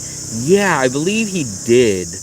I can't remember if he said he was selling it, but I do know he had to go back there. At least he told me he had to go back there and fix a few things. Yeah, that's the problem. A lot of these places go and join the EU, and then two things. It hurts the American traveler because you can only stay in the EU for 90 days before you have to be out for 90 days. And then also the cost goes up. I don't know. I haven't been to Cambodia. We might be going to Cambodia next month, but we'll see. I'm going to try to finish this, and then we're going to jump back on the scooter and go hit up another location.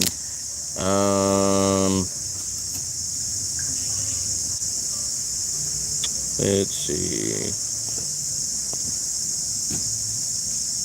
What time is it? It is, oh, it's 8. It's not even 8:30. Jeez Louise.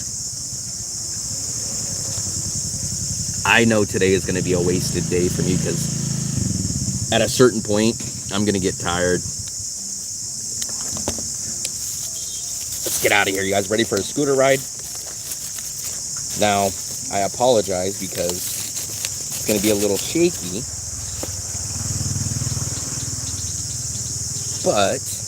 But there's nothing I can really do. Well, we got a scooter over here now. So now we have two. Let's put you guys in your scooter home.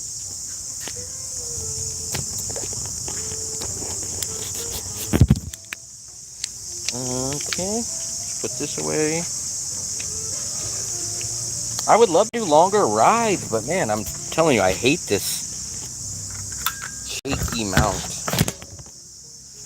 I'm gonna have to get one. I don't know where else I can put it.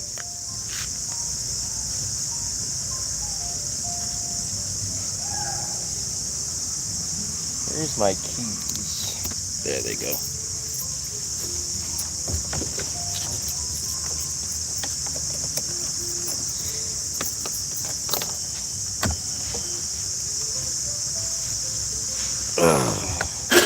Oh, where's my key? Oh, there we go. Yeah, see? I hate that mount. But let's go try to find. Are the golden days of Thailand living under 1K? No. Especially if you get out of Bangkok, because it's been 2023 is when we officially, technically left Bangkok. But even then, man, we were paying about $1,100 a month. But to be fair, we did not have an apartment. We rented a huge hotel that we could have got an apartment cheaper, but we just love the place that we stayed at. But yeah, you could still do it, especially outside of Bangkok too.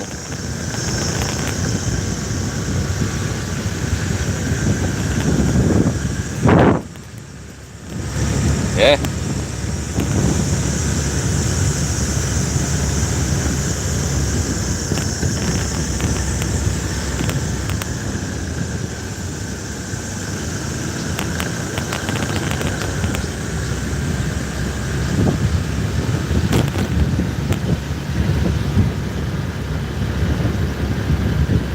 On the road again.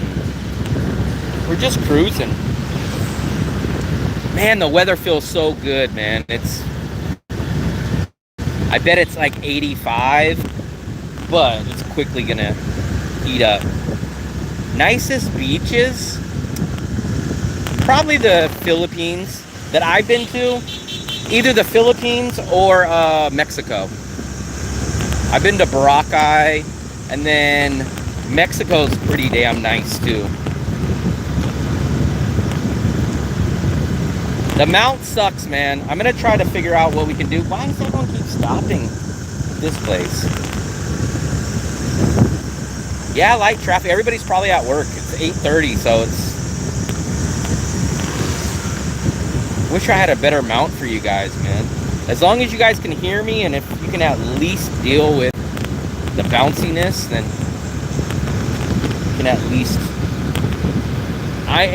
I've already bought like 5 different mounts. Every mount that I buy for the phone, they all have a flaw. I've never been to Australia, so I can't say. Oh, here's the new... Oh, this is where it's at.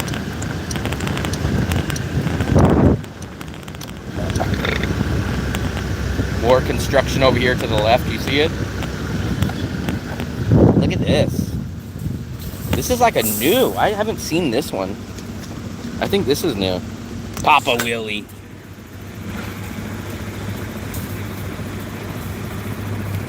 Big scooter area. I mean, soccer area.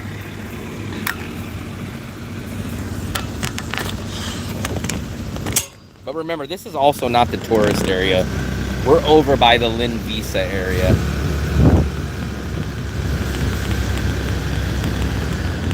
We're just roaming right now. No, we're on the beach side. This is over by Lin Visa. We're, I guess you would call it, a little south of Lin Visa. We'd be past Lin Visa, working the direction. If we went this the way that we're going now, we would end up in Hoi An. $13 eggs.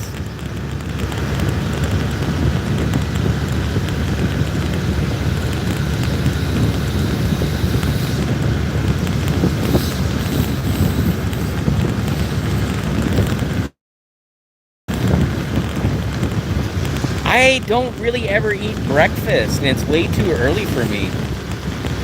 My first meal, I usually don't eat till about 1 o'clock. But it's only like 8:30. We go to this little cafe over here to the left.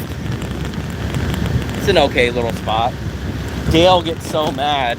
Oh, let me show you something that you see a lot here in the Philippines. I was gonna say in the Philippines. You see this a lot in Vietnam. Man, this guy's literally pulling right. It seems like no matter where I go, look, you see this a lot. Can you guys see the fire? See, and they burn a lot of stuff here. Those are coconut shells. So, this is a burning spot.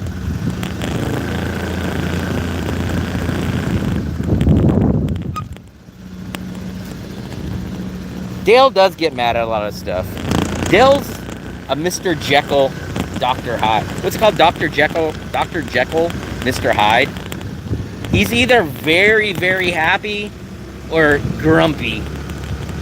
He doesn't really have a middle gear. I like So I'm not a coffee guy at all. Like literally, I've had maybe 15 coffees in my whole life. And damn near, oh look, another fire spot. And damn near 80% of those have been here in Vietnam. But if I do get a coffee, I do get the egg cream coffee. And the best way to think about it is the egg cream coffee is not like a scrambled egg in the coffee. It's basically, the egg cream to me tastes like liquid cream, like liquid cheesecake. That's literally the best way for me to describe it. It's like a cheesecake liquid on top, and you mix it into the coffee, and it knocks down the strong and bitterness of it. Egg coffee I've had, and coconut coffee I've had. Those two I've definitely had here. Pyros. You sound like Hendrix. Is part of that done for good fortune? No, part of it's just mostly done because there's not a lot of garbage system here. Now, obviously, they do have like the garbage trucks that come around and pick it up, but some stuff either they can't throw away or they have too much garbage, they'll burn it.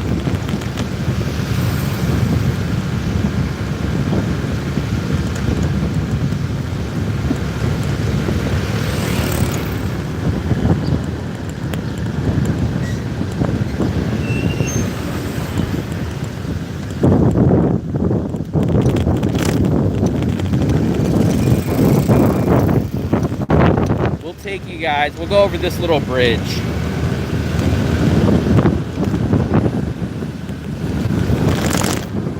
I wonder if our buddy Nasser is still on the live stream, because I just rode by his neighborhood. See, no stop signs, no stoplights. You just figure out when the hell you're gonna go, I guess.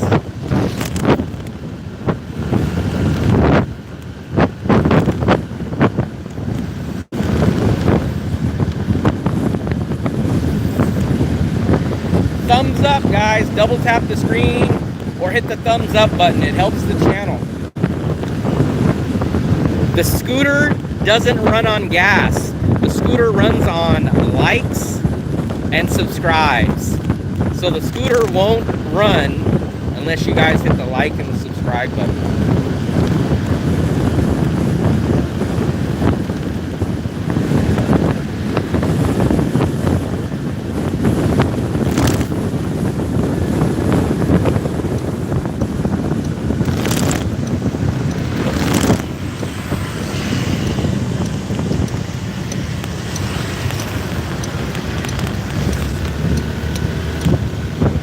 The turbo, here it is, watch. Listen, you can hear it kick in.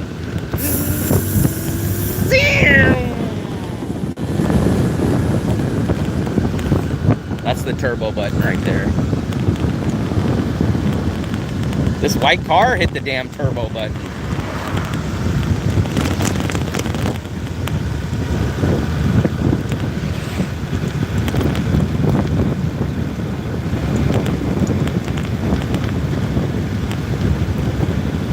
This bridge, you cannot, I think it's only for locals or the government, but this bridge I can't go over. They always have people there and it's blocked, so I can't go there. But we'll go this way. There's a little coffee stand. Man, it's just so crazy that they just set up these little like drink / food stands anywhere. These are gonna be apartments. Let me show you guys these. And then let me give you my little breakdown of it. So, I like this little area. And these are apartments over here, right? It's going to be like a plaza, probably like a storefront, stuff like that, right? And it's right by the water. But here's the problem. This place is so far, like,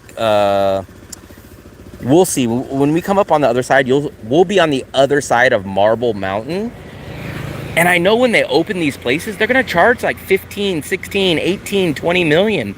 And I'm like, who's going to want to live in the middle of the city where there's no restaurants, the beach isn't over here? This is the riverside now. Technically, we have crossed the river. I I just don't know who's gonna pay that for this, especially in this area. Super pursuit mode. Let me catch back up on your guys' stuff. I can't really answer the question about the scooter because I still don't understand why I ride and do it. But my logic came from a financial standpoint. I was like, if I'm ever gonna ride a scooter, I might as well buy it now, get use out of it now, so that all these months start dividing my costs. For example, I think I've had it since February. So March, April, May, June, July. So I've had it for almost 6 months now. So that by 6 months. And I've also put in about $200 in rebuilding everything that was able to be replaced when I first bought it. So basically I looked at it as if I have it for like a year, it's basically gonna cost me like $10 or so roughly a month to have the scooter. Yes, I'm also confused. I still, my feelings on scooters hasn't changed. It's just, I don't know.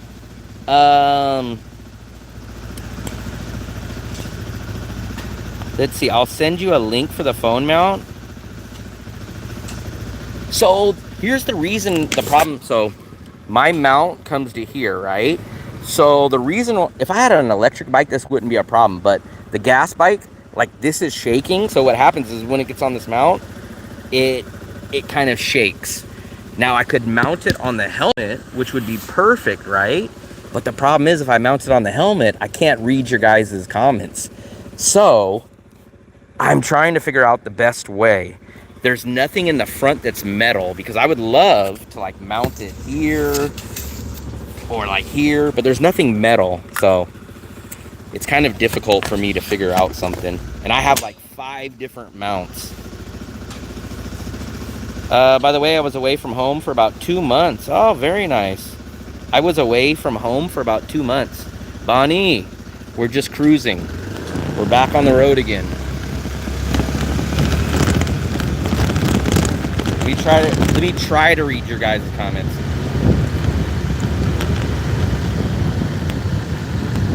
Yeah, and also the other thing that you guys are not even taking into account, we talk about why we think prices of rent are going to go down in the next year or so.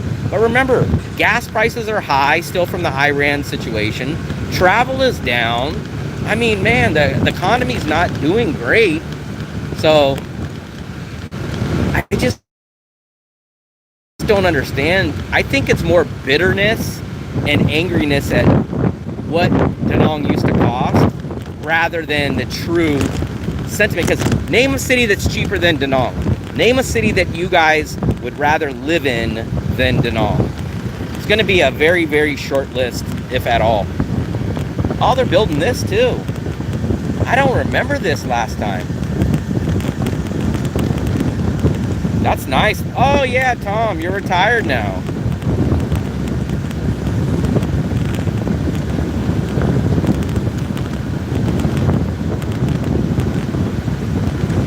This is the area that me and Fluffy were on one day, and there was just cows walking around out here, and all of a sudden a cow just started charging at us. And we're like, what the hell? So I slammed it in nitrous mode. We got out of there. But a cow was trying to chase our scooter. I couldn't believe it. Mak Lam Yen. Okay, look at this place. Look at this place. I guess it's not open yet, though. Not open for the day. Look at this place. 4 years ago, eggs was $8. Yeah, I believe I've heard nothing but good things. Oh, what's up now? Man, I just passed your place.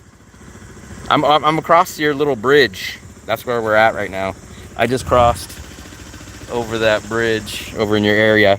I was hoping we would see you on the balcony, but I didn't get a chance to look. Street hop. Yeah, those guys that don't want to share, they're called gatekeepers. It's like the people that tell me, man, stop telling people about Danong. I'm like, why?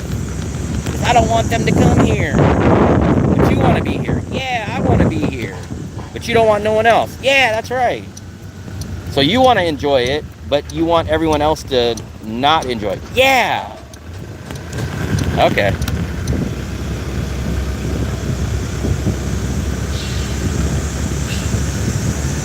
Hey, get out of that area. No, man, I got a scooter. I can go everywhere. It gives me a license to go anywhere. Plus, this area is too fancy for me. River and these little, man, like, let's go take a look at the construction. Like, this is why I know Danong is being overbuilt. I wish I could show, you know what, I can show you. This is what we'll do. Let me show you on the Google Maps where we're at. And then I'm going to say, look at how many freaking construction projects in this area. Watch. I'm going to show you guys what neighborhood we're in. And you're going to say, why are they doing 5-story apartments over here? No one's going to live here. Let's see. Where are we at? Here we go. There we go. So here's where we're at, right? So we're right. Let me try to turn the screen up a little bit more. So we're here. Main Danong is over here. So look, we're here. Where's it at? Right here. We're this blue little dot.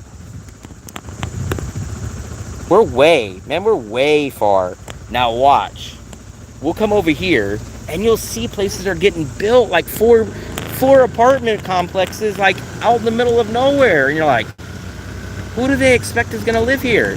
Like, there's no, like, this neighborhood, this is just a residential. There's no restaurants here. There's no gas stations. There's no stores. And then you just see them building like 4 apartment complexes on the street. And you're like, who do you think's gonna come and live here? Any food poisoning? I haven't had any, but I've been to 20 countries and I've never got food poisoning.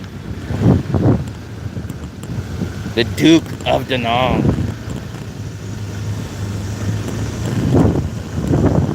So this is like a residential, but there's no restaurants. There's no, like, who's gonna live? As a tourist, are you gonna come over here and be like, I'm nowhere near the beach, I'm nowhere near the mall, I'm nowhere near anything, but I'll pay 12 mil to stay at a 2-bedroom over. No one's gonna do it. Now, these places, I don't know what the landlords are gonna do, because they're gonna open up these brand new buildings and go, oh man, we can make money, brand new, 14, and then they're gonna be like, where's everybody at? Well, they're all near the beach, or they're near something. They're not in the middle of the city in a residential area. I would not be building in residential areas. But for people that want it, in about 2 years, these places will be nice and cheap. Look, perfect example. Look, here we go. Look, for example, who's gonna come and move here? Look, they got this one. It looks like they're building that one, and another one all on the same street. There's just no planning. Like, the only way you're gonna get people over here is if this place is like 5 or 6 million. And these landlords aren't gonna rent a brand new building for 5 or 6 million. But at the same time, you're gonna say, dude, I'm not gonna live a 20-minute ride away from the beach and pay 12 million. You're crazy. I could just stay in the beach area for 12 million. So that's gonna be the problem. I don't know what landlords, I don't know what they're gonna do, but it's gonna be a problem in a year or two for landlords. So right now, it's us, it's the customers that are kind of dealing with the ups and downs of prices. But give it a year, year and a half, 2 years, the landlords will have all this property that's not being rented out.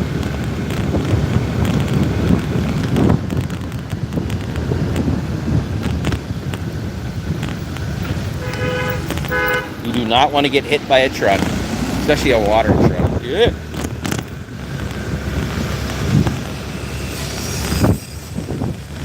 Best area to live is in the local resident. I don't see why that is. So I'm a traveler. I love being around stuff. I'm not a bear. I don't like to go hibernate. I love being, I don't have to be in the center, but I like to be in the prime zone. Like, I don't want to be down by like Bikini Bottoms, but I like our area that we're at. We're an 8-minute walk from the main area, but we're far enough that we don't hear that at night and we don't deal with that.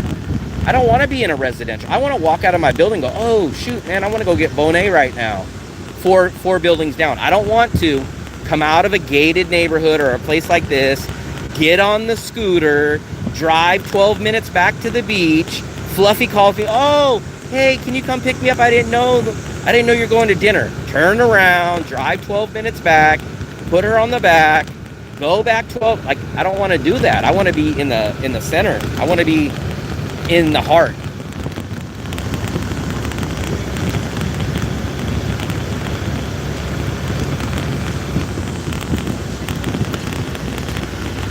Yeah, they're doing a lot of construction here. Last time I was here, none of this road was being built.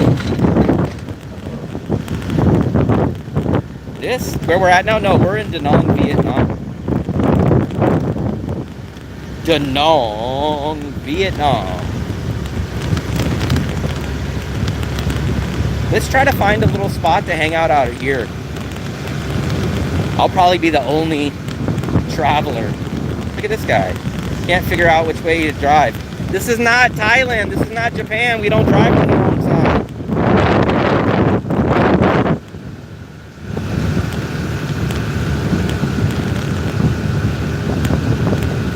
I'm a light sleeper. Can't do. So we're in the same boat. Luckily, both of our apartments, our first apartment that we ever lived at, the one that we've lived at for 2+ years, was so high we never heard anything. And now the apartment that we're at, even though we're on Food Street, we do not hear anything. The way that our apartment is constructed, we don't hear anything once we're inside. And it's crazy because when you see our apartment, the outside, you're like, damn, man, you're right there. But I'm telling you, we don't hear nothing. Nothing at all. We're gonna go back this way. We're getting the hell out of this neighborhood. Unless we can find a drink. Look, more construction. I don't know who they think these customers are gonna be. I just don't get it, man. Who do they think are gonna rent these places? And it's not like one, it's like so many. Look, let me show you guys. Here's another example. This is crazy, man. Look at this. So they're building that place. I think right behind, oh, look at these. Look at all these ducks. I didn't see those.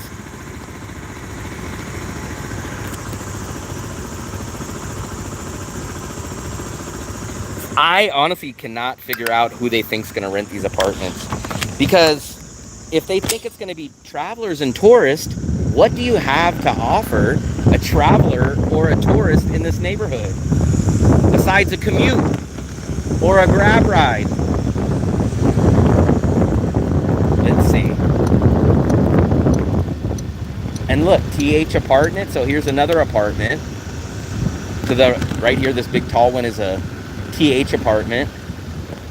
Let me see if we can. I'm gonna try to be Vietnamese and hold my phone and drive. These streets aren't so hectic. Look over here to the right. Another building. And I mean, these are what? Minimum 6 apartments? Maybe 10? Look. There's one. Look. There's one. Who is moving here? Look, and this place is being built. So that's number 3. Xin chào. Hello. Xin chào. So it's like, who is going to be living here?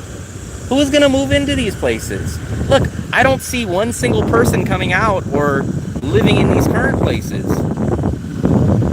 I guess there's someone living there. But look, there's nobody here anyways on the houses that are built.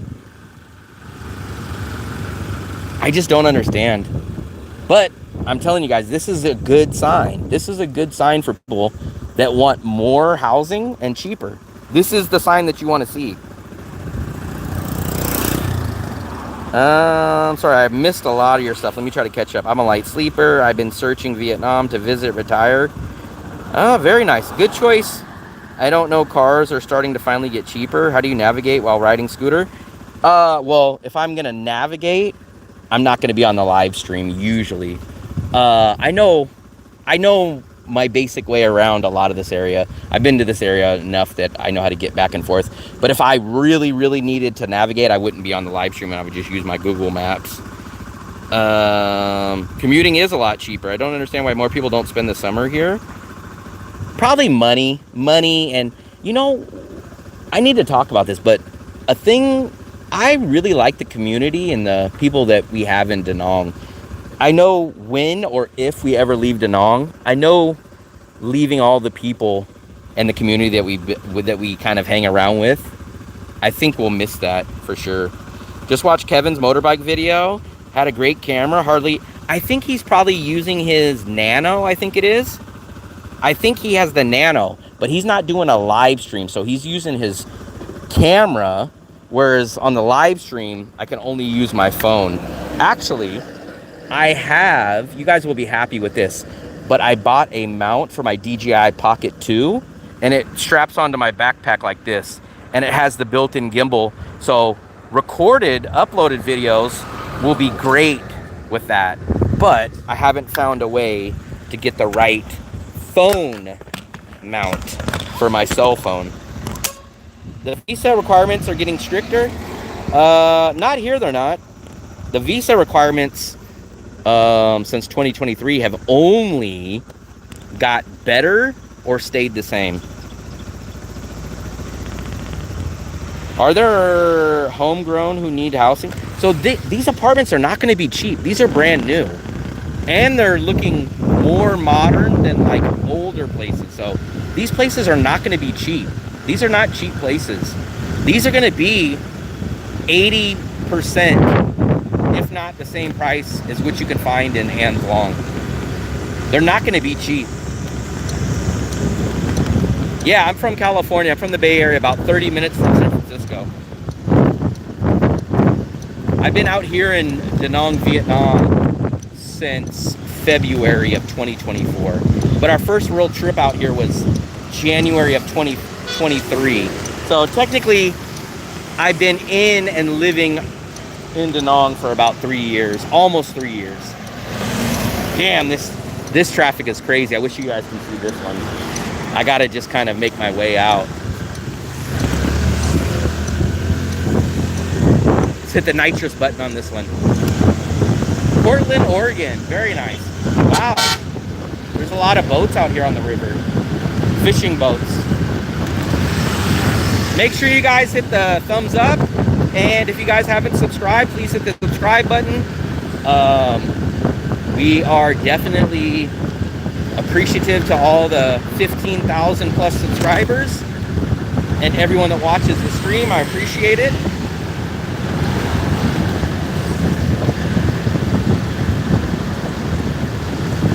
Man, I'm up at the crack of dawn. That's why I'm seeing a lot of new people on the live stream.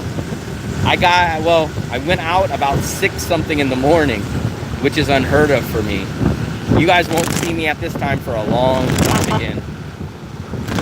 Man, what kind of horn was that?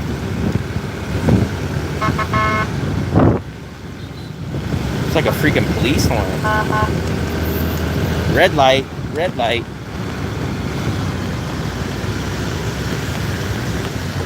Red light, damn it.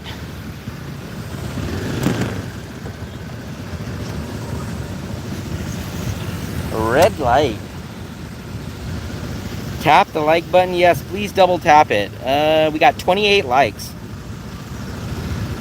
How are you and Fluffy? Tap the like. Portland is really nice. Fluffy, of course, is sleeping. It's not even 9 o'clock yet. It's not even freaking 9. I don't usually get up till close to 10. So right now I'm still supposed to be sleeping. See, this is my trick. I'm not sure if you guys can see this, but I use this car as like my blocker. So if that car in front of me goes, I get behind them and I use them like a lineman in football to get the clear pathway. Let me try to turn the camera a little bit. Trust me guys, I'm gonna get a better mount.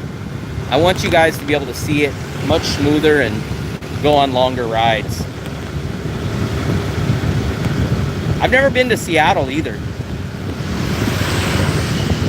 I've never been to Seattle, I've never been to Oregon, and I've never been to the East Coast. Most of my trips were, actually most of it's like the South. I've been to about, I think 12 or 13 states in the USA. I think the last time I counted.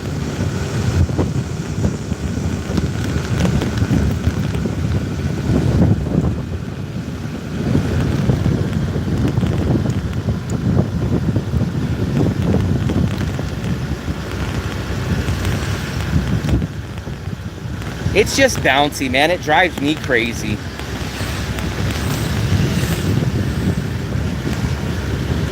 Because you guys miss so much stuff on this stream when it's bouncy. Or at least when the screen's not really showing everything that I want it to. But it's all we have for now until I figure out a better way.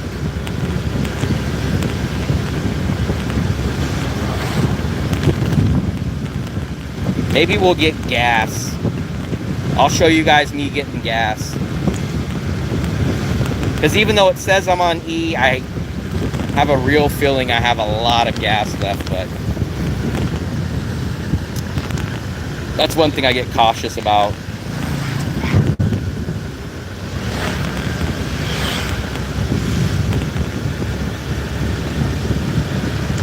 Yeah, I don't know when I'm ever going to get back to the USA. I don't have any plans on it.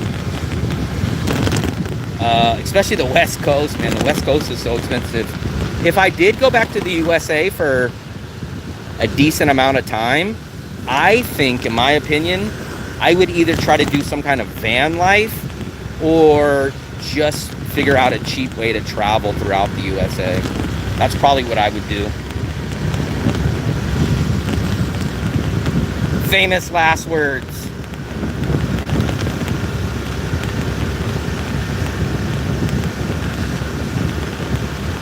What's up, doggy? What's up, buddy? Oh, we got a little action over here. Damn, look at those. Oh, they got some fork sticks over here for 7K. Damn, that place is looking nice. That place is never open when I come later on in the day. Damn, I just seen a coffee for 12K. You know what? I almost feel like today's the day that I could do a coffee. If we could find a cool place to have a coffee, maybe I'll do a coffee for you guys. And you guys know how rare that is. That coffee was 12K. But it's not the greatest of ambiance. Let's see if we can find a cool place to have a coffee.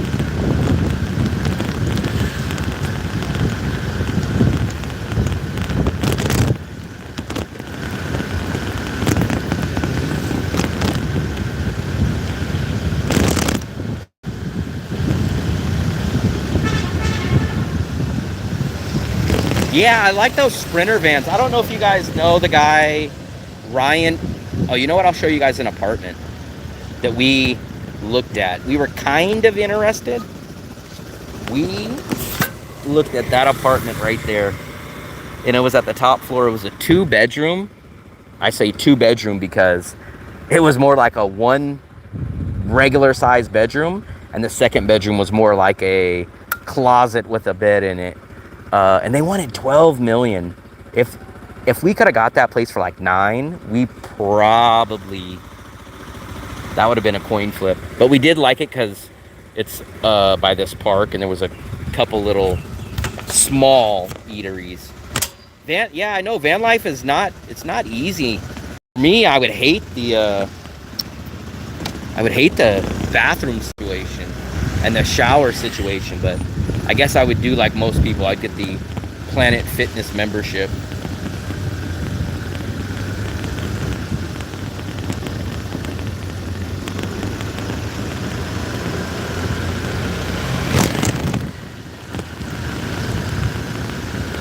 Man, coffee in Vietnam is like freaking jet fuel. Like, to me, just regular black coffee from the USA is bitter and not my style at all. But man, the stuff here is like, it would put hair on a freaking 7-year-old kid's chest. That's how powerful it is. Look at this chair. I thought this chair is awesome.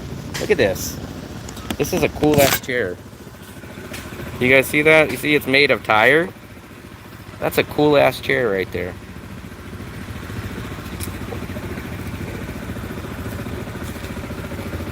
No, for me, I would have to have a routine. I would have to like sleep nearby a Planet Fitness, or I would have to like,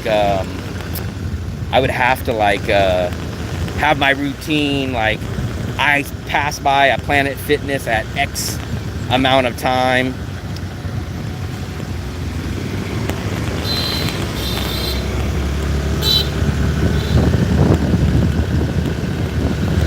I think we'll get back over to the beach area. I'll try to find somewhere to sit at. We're heading back to the beach. And I appreciate all you guys being in here. Please hit the thumbs up button. Subscribe if you haven't, so that you guys get every alert for every live stream, every uploaded video, every post, everything that I do on here.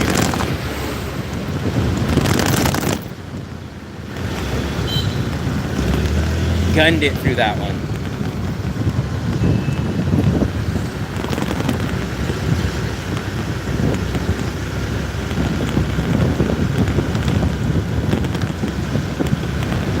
Walmart is kicking you out as well?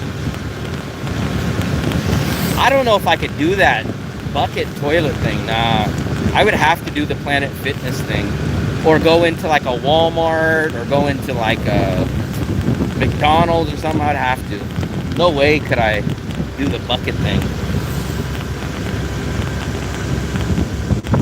Yeah, for me, I would figure something out.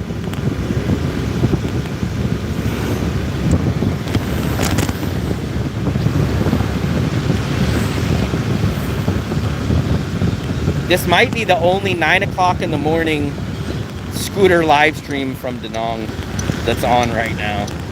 So this is an exclusive. An exclusive.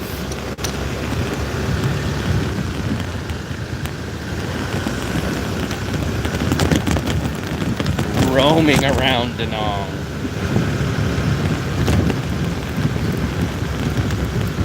Man, when I used to go camping, so when I was young, we would go camping like every year, like during the summertime. I cannot use like outhouses and all that crap, right? So when we'd go camping for like 3-4 days, I wouldn't go to the bathroom for like 3 or 4 days until we got home. Like, it was just, I couldn't do it, man. I couldn't do it.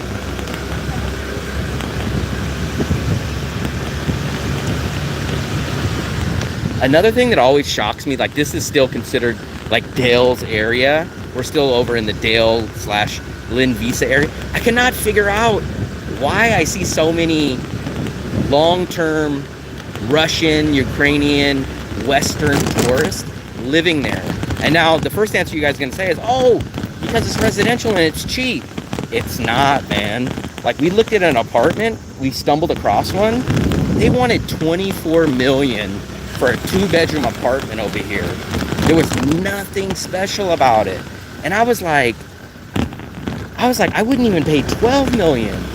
I would pay $12 million if it was over in the beach area, but there was no way I was going to pay $24 million for a simple, casual, regular 2-bedroom that's not even anywhere in the main area. It's over by Lynn Visa. But then that place was rented out, and we see all these Eastern European travelers walking down the streets, living in that area, stuff like that. Let me see if this coffee place is open.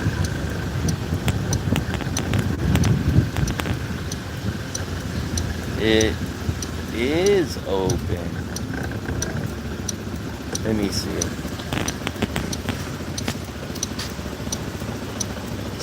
Cafe Stone Garden. Any big mall superstore will do. Yeah. That's also good. That's the thing about USA is that you can find bathrooms everywhere. Vietnam, it's a crapshoot.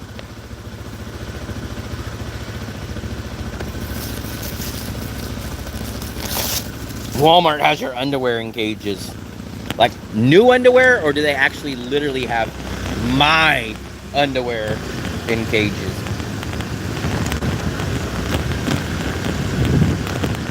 Look at that dog. That's a big dog.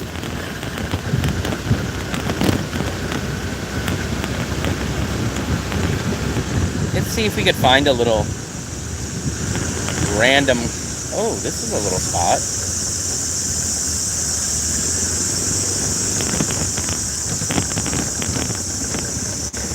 I wonder, where's the menu?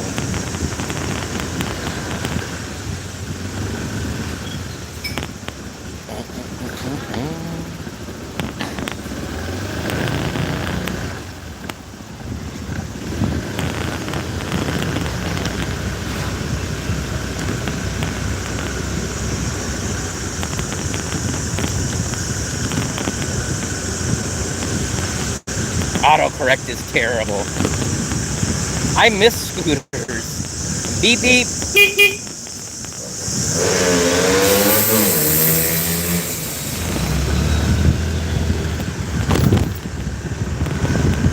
We're heading back to the beach area at least. You know what? Let's get gas. I need to get gas. Even though I know I probably have a lot. Let's get gas. I usually put about 100,000 in, which is about $4.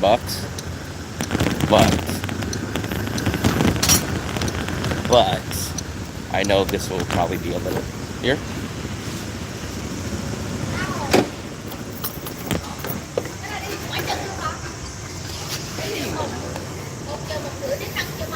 Actually, I'll break my big 500,000 too.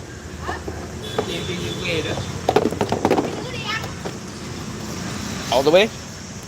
Full. See, I could see there's still gas in there. I wish it was $1 fill up, but let's see how much it'll be.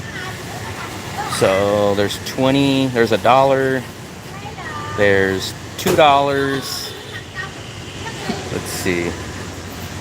There's 70, a little under $3. That should fill it up.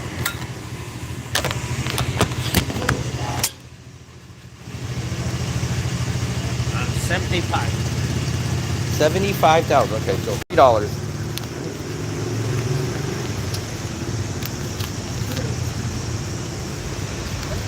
So 75. So I spent exactly $3 and I got 3.6 liters. Come on. Thank you.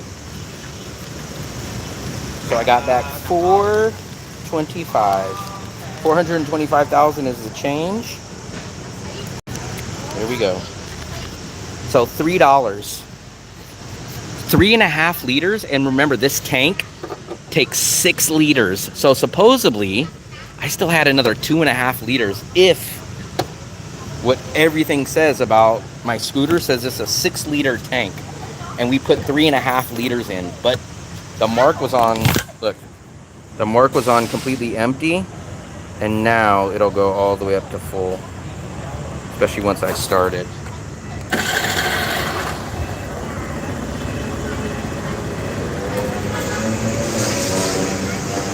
It's my first time commenting on your channel. I love watching your videos. You inspired me to travel. Hey, I appreciate it, Solo Travel. I'm trying to catch up. Best coffee in the world, hands down. Tastes like Baker chocolate. Wow. Rent is high, however. So let's go try to find a place that we can go and sit down at. So now we're full. I mean, realistically, I should probably get 2 weeks out of this $4. So it's probably about, realistically, I probably spend $2 to $3 a week on fuel. So let's call it $10 to $12 a month.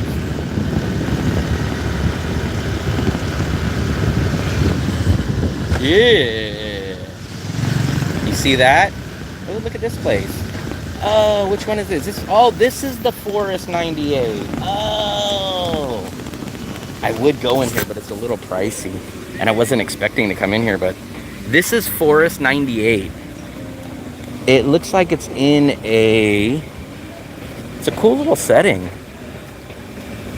Damn, I kind of want to go in. Let's go take a look at the menu. Yeah, I travel outside of the city on train and on scooter before. Let's go take a look at the menu.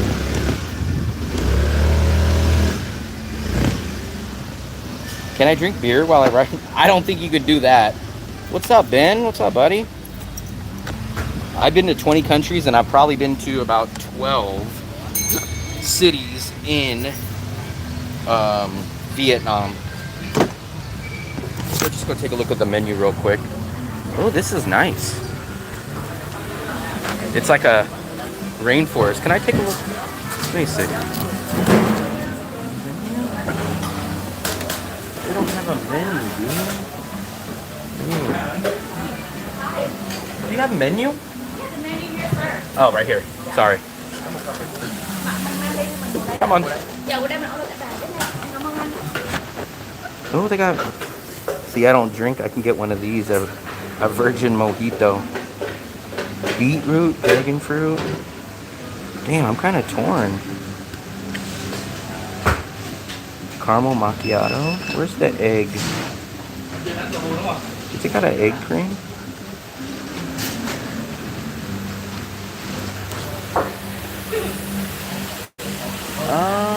You ready to order? Yeah, can I get a... Yes. Can I get a egg cream coffee? The egg coffee? Egg coffee? Yes. You like the hot or cold? Cold, please. Yes, sure. How much today? Big cash? Yeah, cash. Yeah, 45 cents, please. Do I just sit anywhere? Yeah, you sit where you like and I will bring it up for you. 45? Yes, sir. Yeah, thank you so much. Thank you.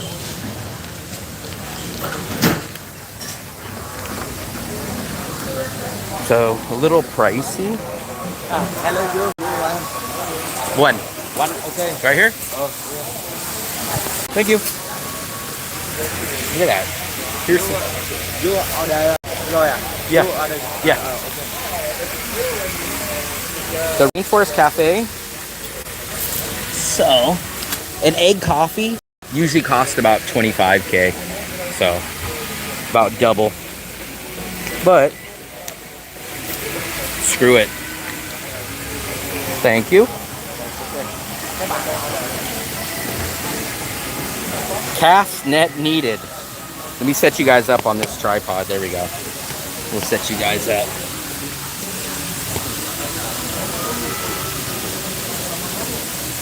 Cheers.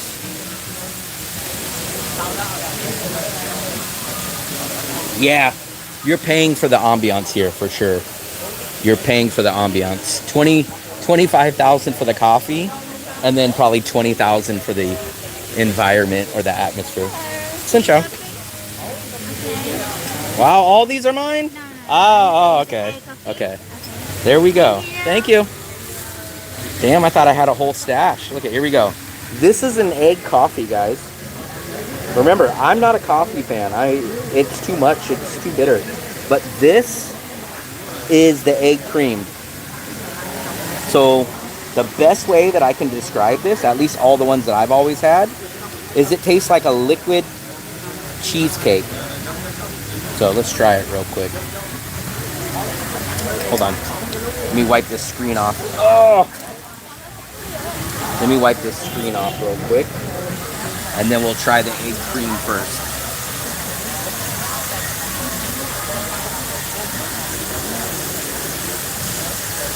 Oh, it's very good. Very good. But I'm telling you, the first time I ever did this, I just slammed the straw in it, right? And I just took a big sip, and I was like, whoa.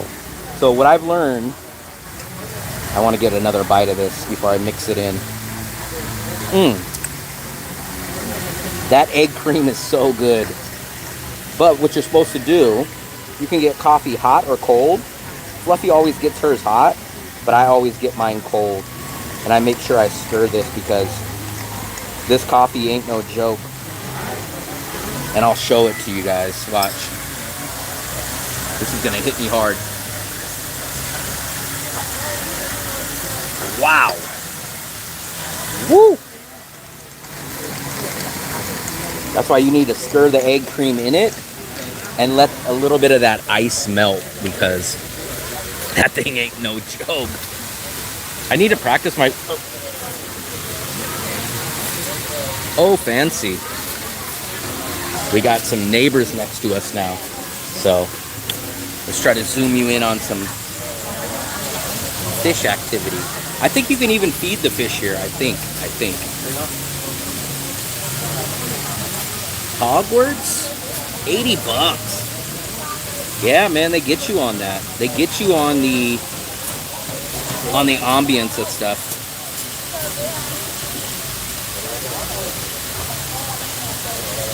Look at all those fish.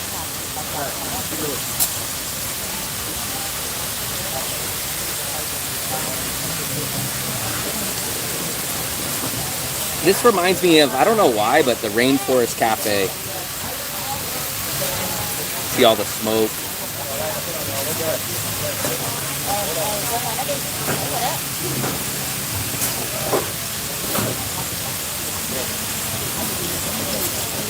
I don't know if those fish would taste good, but who knows. Let's try this again. Let's try this intense coffee.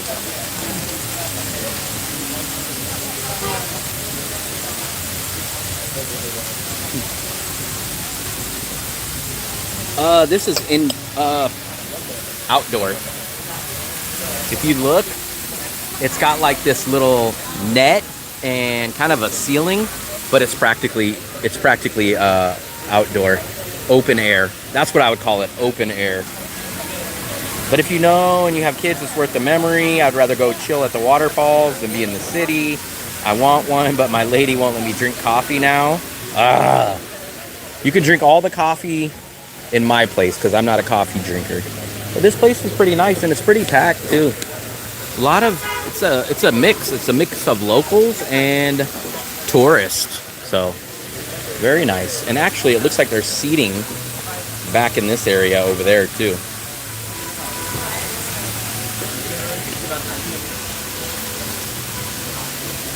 This coffee was $45K, which is pretty expensive for a coffee, even an egg coffee here.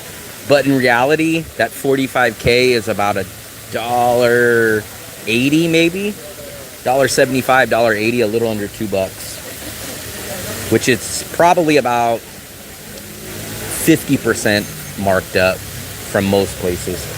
We've seen egg coffee from as little as 20 to as high as like 50. But it's usually closer to 30 and 20 than it is to 40 or 50.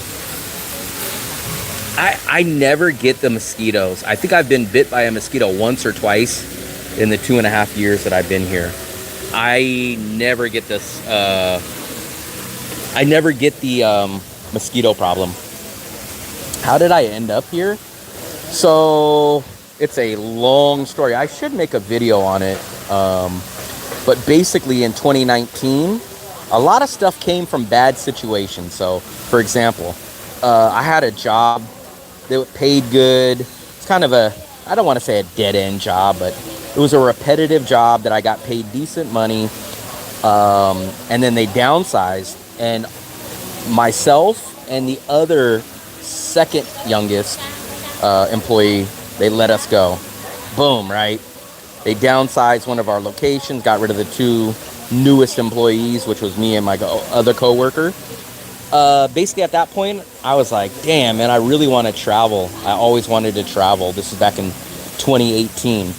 Long story short, they gave me unemployment, and I used that time to go travel Europe. Went to 15 countries in the year 2019, 9 in Europe, 6 in Asia.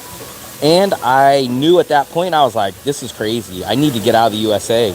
I just need to figure out how to make money online and go travel full time. I knew at that point, I was 37 years old when I left the country. And I knew at that point, I was like, this is the way that I want to live. I don't want to come back and hate my boss and dread going to work the next day. And I was like, I'm done. I need to figure out a way to make money online. Since then, I have been chasing that logic of how to make consistent money online while living out of the country. But Vietnam, I did mostly because of a couple of reasons. One, I love the city of Da Nang. 2, Vietnam is a great place to travel to different cities. 3, it also helps out my girlfriend because she's from the Philippines and she's got a 90-day visa here, where a lot of other countries don't give her that long. So it was a combination of issues.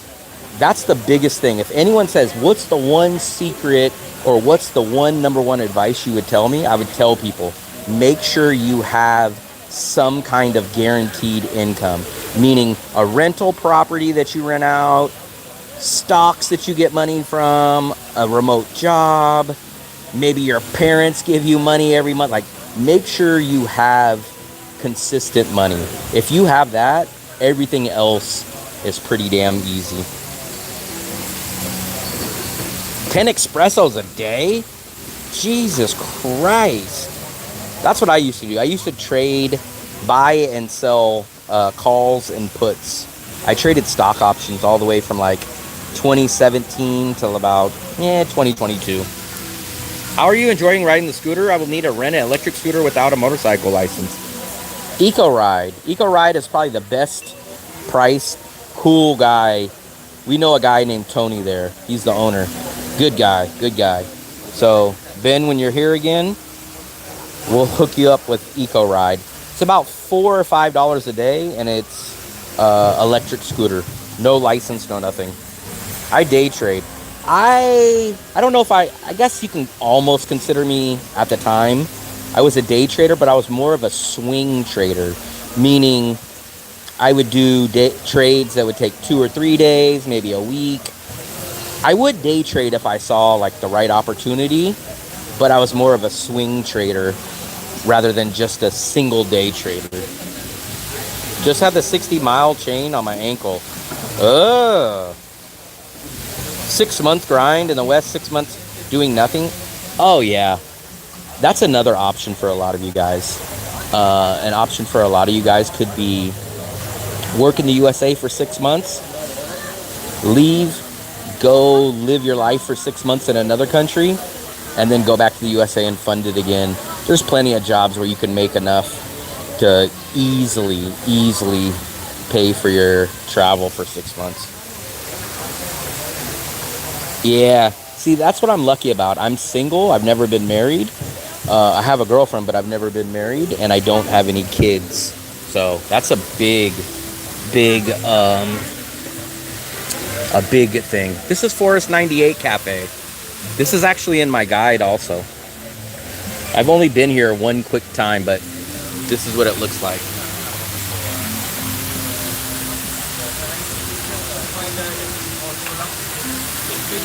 Pricey. I will say it's pricey.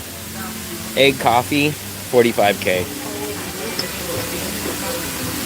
Make less, get refunds. Yeah, that's a nice one. And they do give you the jasmine tea. This is the complimentary tea. Not bad. Ben, when are you coming back? You always say you're coming back. Our buddy Vince is going to be here sooner than you. This is called Forest 98 Cafe or coffee. It's called Forest 98. Actually, we'll give them a little plug. They probably don't need it, especially with the prices they're charging, but let's give this place a little plug. They don't need Will Travel's plug, but this place, there it is.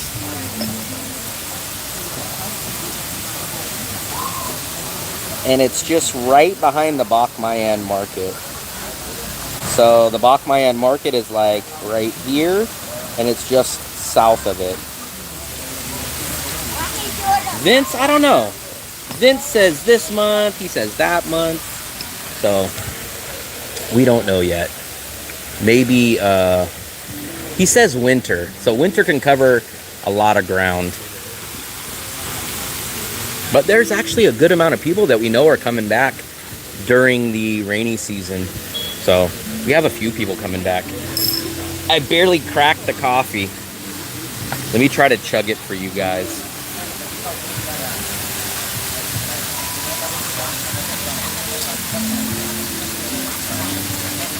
Whew.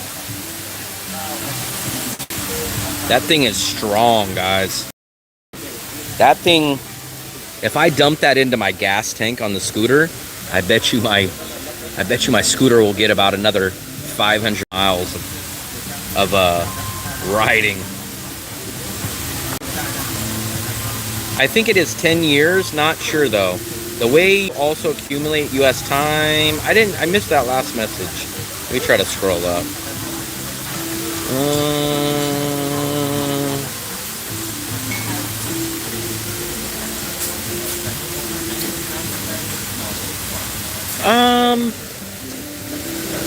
I'm not going to say we're not going to go to the Philippines. It's not on the list of anything soon. But I don't see why we wouldn't get back to the Philippines at a certain point. And what we would probably do, Fluffy works online, and she gets, especially when she goes to the Philippines, she gets free rentals at hotels that like her boss at her company wants to look at or check out. So maybe we'll take that up in the Philippines when that pops up again. That's your kind of coffee, man. For me, it's rocket fuel. This is the egg cream coffee right here. I am at Forest 98 Cafe. There's the fish, and I'll show you guys. Here we go. Bunch of people. Bunch of people. But the best way I can describe the egg cream is like what I told you guys. It's like liquid cheesecake. But I'm telling you guys, you want to mix it and you want to let some of this ice melt, because this coffee, man, it's like rocket fuel. Red Bull has nothing on this. How long did you work in America? You should still be able to get... Yeah, so actually, I learned a very valuable thing. I think you can go onto the Social Security or the U.S. government's website, and you can find out how many credits you have. And you have to have, they will send it to your house. So I had them send it to my dad's house, and I found out you need 40 credits to be eligible for Social Security retirement. I have 41 credits. So technically, I have enough credits to retire. I'm just too young. But on the flip side, they show you your expected amount. Like if you didn't earn any more money and you retired as of today's earnings, I would get like, I think it was only like $980 a month.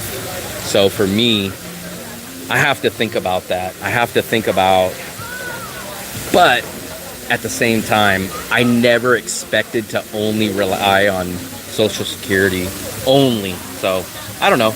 I got 20 years. 10 year of working to get credits, because we end up on a mountain. How is Sun Tra? We don't really get to Sun Tra too much, but it's the second main area in Da Nang for tourists. Cheers to you guys. Any of you guys got a coffee or a drink? If so, cheers. There you guys go. Let me try to chug some of this down.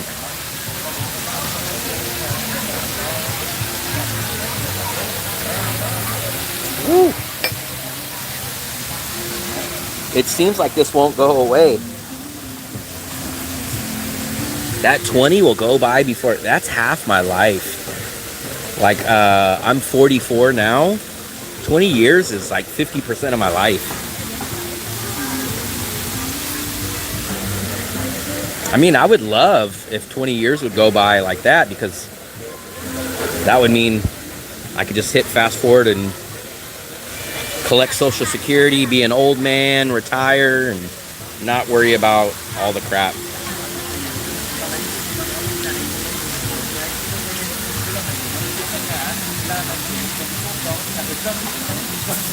Ooh, this coffee is strong. It'll probably put my nap off for a while. Chocolate shake. I would trade you right now, man. I would definitely want. Those are the lottery tickets they sell here in Vietnam. Only locals are able to win that. Yeah, I never get up this early. I got up at, I think we started the live stream about 6 o'clock in the morning. And that's just crazy. I'm never up at that time. But it's nice to see a bigger group and a different crowd. Yeah, that's what the plan is. The plan is to have this channel be self-sufficient every single month. Go do more travel, go out further, and just keep continuing this. That's the 100% ideal goal. Hey, I appreciate it, BT. Let me hit the like and the heart button.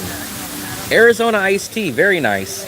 I actually speak about Arizona iced tea a good amount out here because I get a drink called a Tratok, and it reminds me of an Arizona iced tea on steroids.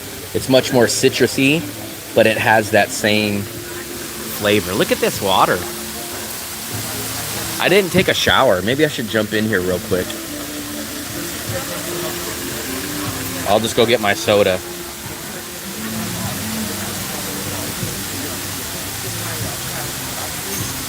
$12,000 life-changing lottery. I think it's like that in the USA, though. I don't think you can win if you're not an American citizen. I think. I could be wrong. Yeah, this is a nice little place. It's a little pricey. Like, it's funny, though, when you tell Americans that, like, yeah, this place is a little pricey. This coffee is $1.80. And people are like, oh, man, that's cheap. And you're like, no, we can get this for, like, under $1.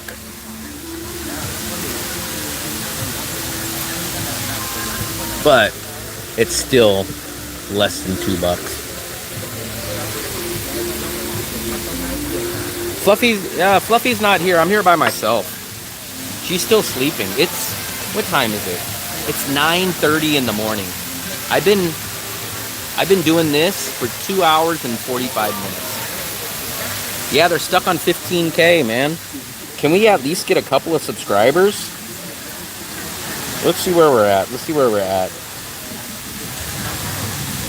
We get a couple. Did we cross? There we go. We at least crossed into the 15.8. Can we get 197 more? Illegal all day.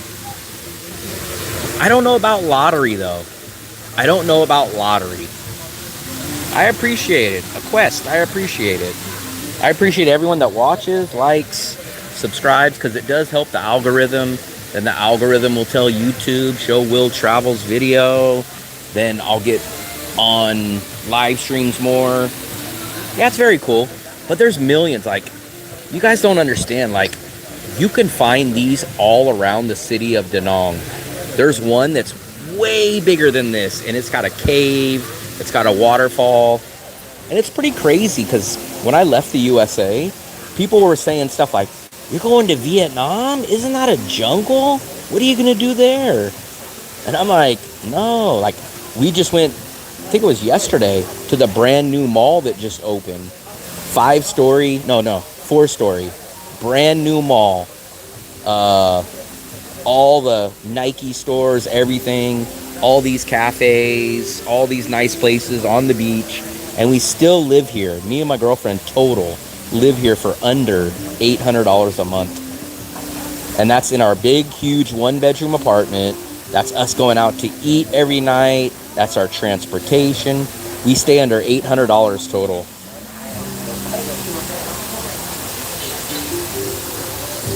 Do you like, hold on, let me scroll back up. Do you like one better, Ho Chi Minh or Hanoi? That's a good question. I've been to Ho Chi Minh about 3 times. I think it's been 3. Actually, let me get my battery charger. I forgot I should have been charging it. I've been to Ho Chi Minh 3 times, and I've been to Hanoi once. And the only time I was in Hanoi was 2019. And we were only there for like 2 days, maybe 3. I would like to go back to Hanoi and give it another chance. I don't remember it being bad or good. It was just so quick. But I would like to try Hanoi out one more time. Yeah, it's kind of like the Mall of Asia. Army guy's gonna sleep all day.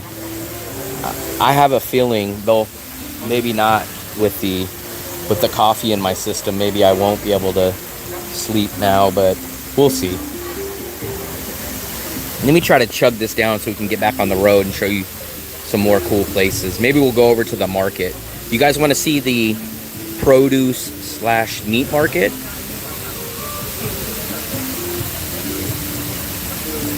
Woo! I'm telling you guys, man, that's like rocket fuel. Keep it up. Yeah, I think it's, what time is it in California? I think it's about 7 or 8 o'clock at night, so it's still night over there. Here it's early.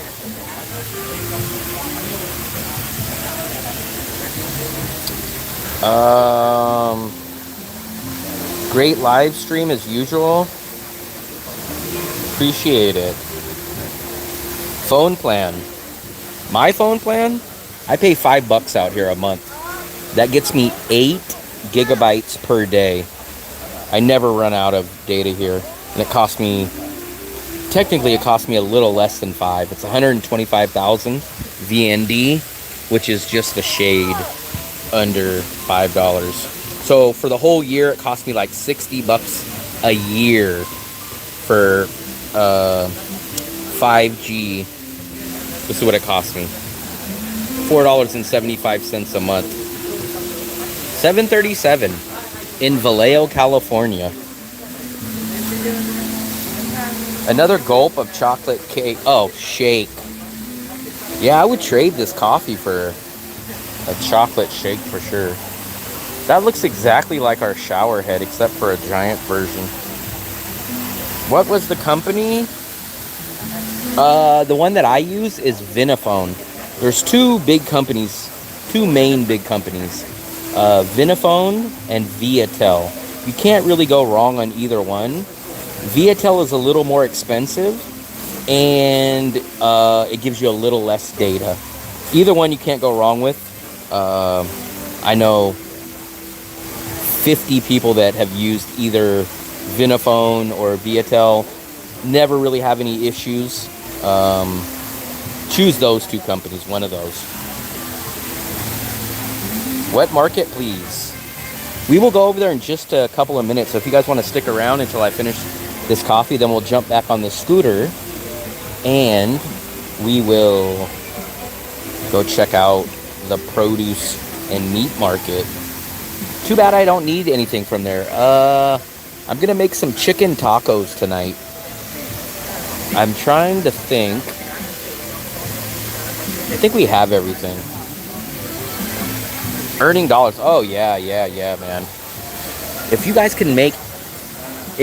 have a steady income stream every month that you guys can count on, there's no reason not to leave. The number one thing is if you have consistent money coming in, 99% of the problem is solved.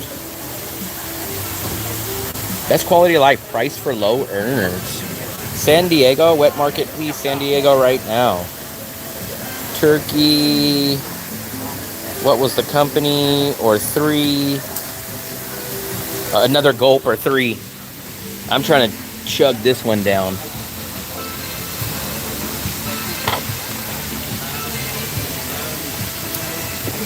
I'm almost there, guys. I don't know, man. The more I drink coffee, the more I can't get used to it. I'm definitely not a coffee guy. But I'm not a bitter drink kind of guy. I don't like beer. I never liked beer. It's too bitter. I'm not a fan of vinegar. It's too bitter. And coffee. I'm just not a fan of bitter. I love sweet. I love salty. But I'm not a fan of bitter. I like sour, but I don't like bitter.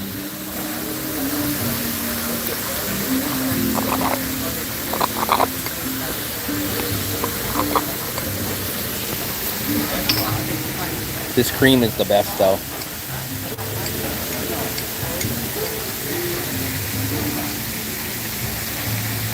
Yeah, I like sour, but I'm not a fan of bitter. There's a difference between sour and bitter. To me, bitter is like it tastes bad or spoiled or not good, whereas sour is just like a sour taste. Bitter just tastes wrong. It tastes bad or it tastes wrong to me. $7.41.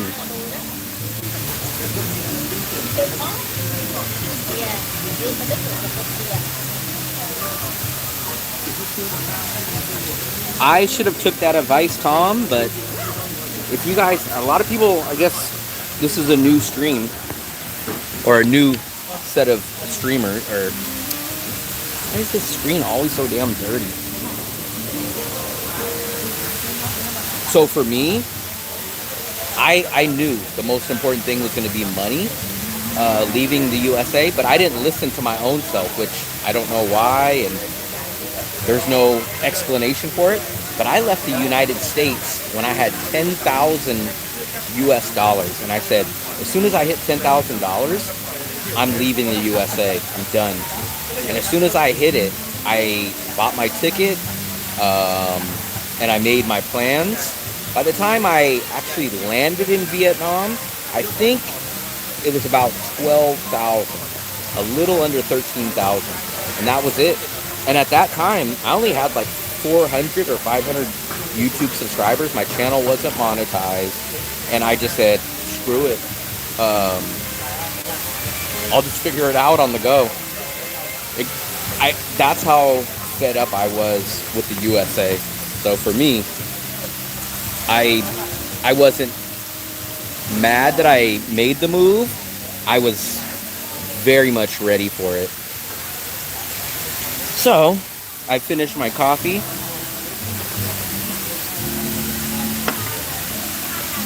I did, by one credit. By one credit. So I have 41. Let's show you guys the little water over here. This is a nice little spot. Look at this. That is scary. Especially with that water that hits this. And everyone wears sandals. Yee! How many people have fell in this river? But this is a nice little spot.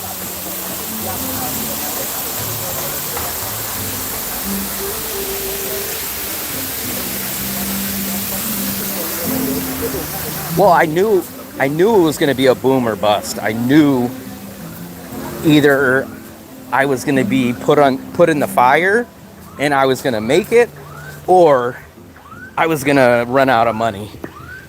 But I didn't know which one it was going to be. Can I throw? Let me try to throw this away.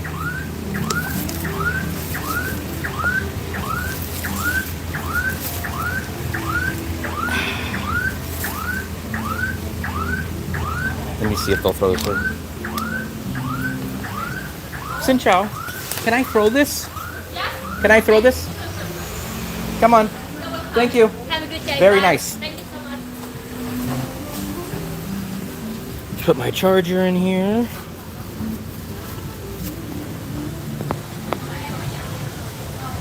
Yeah, so this isn't any time in the near future, but I have thought about the idea of living in Vietnam or wherever, whatever country I end up living in for 6 or 7 months, and then maybe I would go back to the USA for 4 or 5 months and just crank out a job for 4 or 5 months, making however much I can. And then that would take away some of these zeros that I have for the work history, and then that would bump it up, and I would maybe do that for another 5 years. But I wouldn't go back to the USA for like 5 straight years. What I would do is probably go back for 3 to 6 months every year and just get my credits worked in. That's probably an idea, but I'm nowhere near even thinking about that at this point. I'm more trying to just focus on the channel and not having to go back to the USA. Get my helmet on. This is the helmet that I use when I'm out riding by myself. Can you guys see this one? This is the one that I just ride around town in. So let's go over to the wet market. We'll cruise over there. Actually, I bought some custard apples from them the other day. I'm wondering whether retirement funds get clobbered. Yeah, you know what would be terrible though? I would be so mad. Like if I went back to the USA and I was like, okay, screw it, I'm going back to the USA. I'm gonna go work for 7 years. I'm gonna just grind and kick my ass and go over there so that I can boost my Social Security up. And then when I go to retire, it's not there. I'd be pissed. I like that one place you just came from. That's very nice. Yeah, this is a nice place. But I'm telling you, there's a lot of those places in Da Nang like this. So this is just one, and this one's close to the beach area. But this is called Forest 98 Cafe. You are an American man. I love that you guys say that, but I guess it's whenever you're in your own shoes, you kind of don't see it as other people. Like to me, I definitely love what I'm doing, and I think I'm in the right direction. But for me to consider it a success, I need to be able to bring in more, or at least as much as I spend a month. Once I hit that point consistently, then I can at least say, to me, that's a success. But I feel like I'm close, especially if I keep grinding.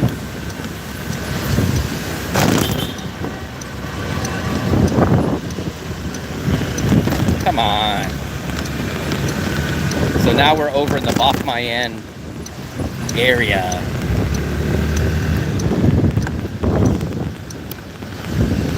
Turbo boost.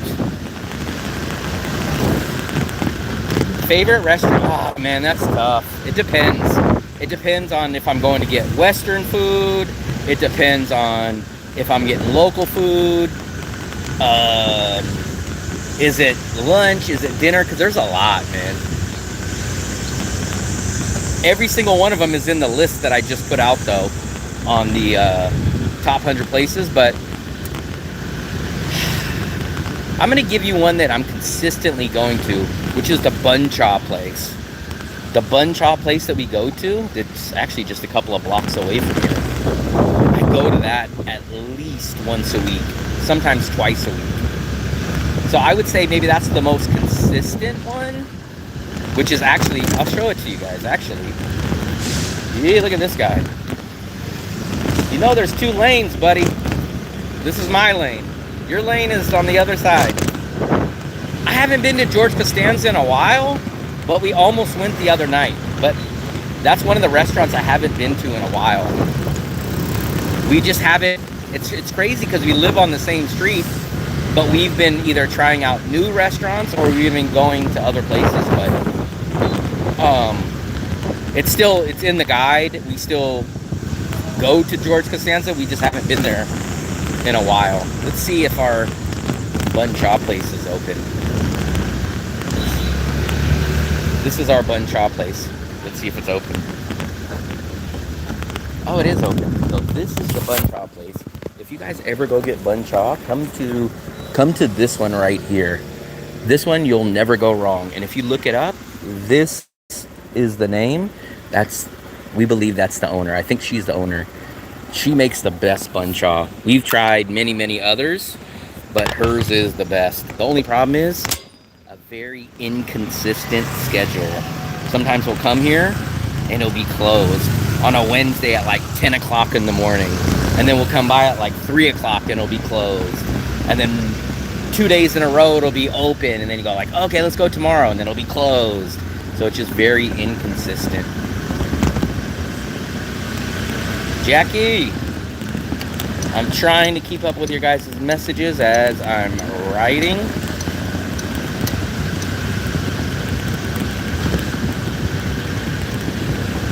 So we're heading to the produce market right now. We're only about a block away. But let me give you this tip. The produce market, or the Bachman market, or the wet market, whatever you guys want to call it, is not always cheaper, especially on certain items. Here we go. So I will take the phone out and we'll show you guys the market. I'll try to drive with one hand, hopefully. But this is the produce market, and they got fish, and you can negotiate here. So the more stuff, like the larger quantity of weight stuff that you buy, you can negotiate. Like it'll say like 30. Oh, what is that? I don't know what drinks or something that is. Damn, look at these fish. Oh, there's the honey guy. He sells the honey. This is where we... Sin Chow, what's up, my friend?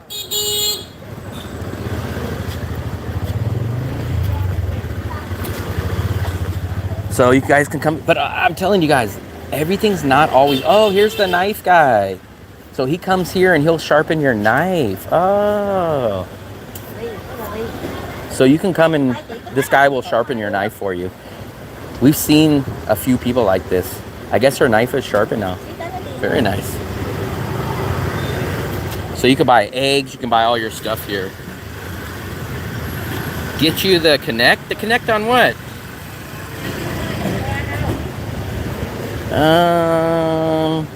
There's your guys' mushrooms. See, I never see those kind of the button mushrooms here, but that's good to know that they have them here. Corn. This lady's chopping up the meat. So corn, I think corn is $12K each, unless that's a kilo, but man, a kilo would be cheap. I think it's $12K for a piece of corn. Another place that's in my guide is right back here too. Oh, look at this. These are chicken. Those are the chicken. And then here's the fish. They're all still, well, a lot of them are still alive. So these are fresh fish. And this is the fresh fish market. And then the produce, the meat is inside. I'm telling you guys, whenever you guys get my guide, this is the Russian bakery that's in the guide. So it's tucked away in the back of the market here, but they have really, really good stuff here. Actually, let me show you guys what they have. Let me show you guys really quickly. And I'm gonna tell you. So this cinnamon roll is probably the best cinnamon roll in Da Nang. It is a little pricey, it's $45, but it's good. This we've had, and this apple pie. This apple pie is pretty damn good. These are decent. And then they even have food. So this one is like a chicken, kind of like eggplant with bechamel sauce. Some other Russian local foods. A cinnamon roll with no topping. Same thing. And they usually have a chocolate cinnamon roll. Oh, here it is.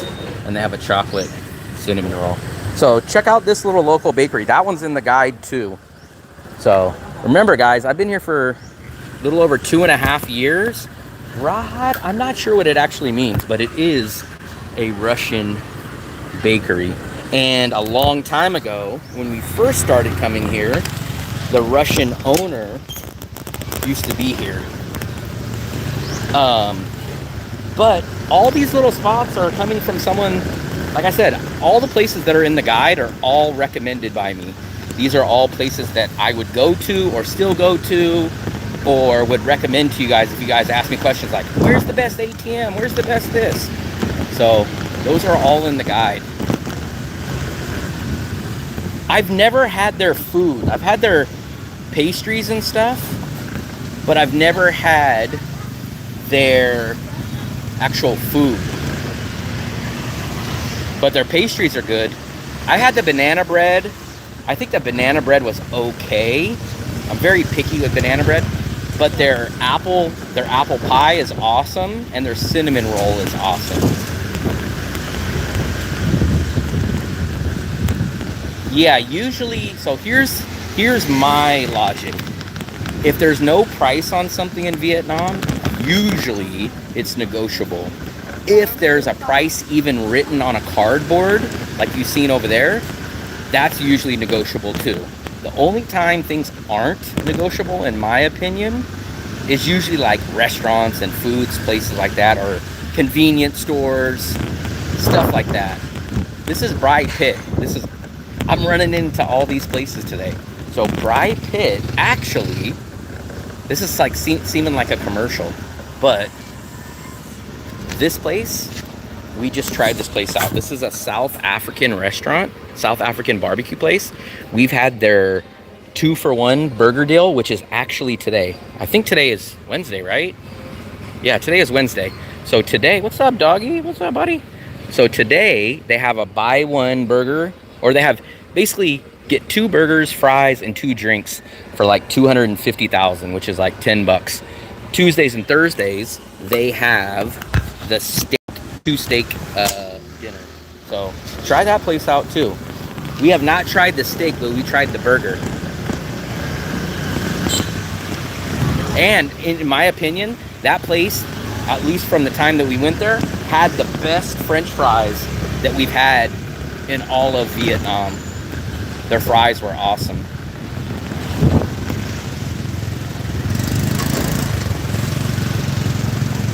Russian people, nice. Russian women, amazing. Russian food. Yeah, there's a decent amount of Russians, especially in Nha Trang and in Da Nang also. And this is the area. This Bac Mayan market up to our juice place is kind of the Russian and Eastern European neighborhood. So like they have Russians, they have Ukrainians, all the Eastern Europeans. There's a lot in that area. And actually there's a new restaurant that I want to take a look at the menu that we might cruise by. Let's go one more. Oh, they turned that into a market. Wow. That was recent. Let's go back down to the produce part. Anywhere in the world, knowing people, connection. Oh, yeah.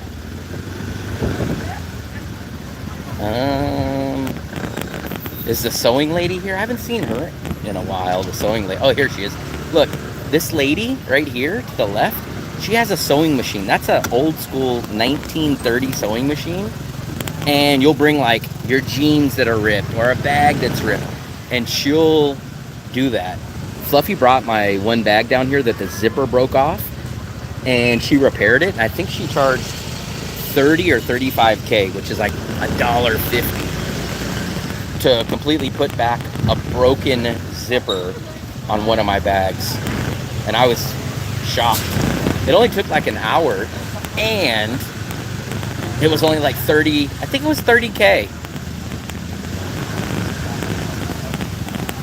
Let's go down this crazy street.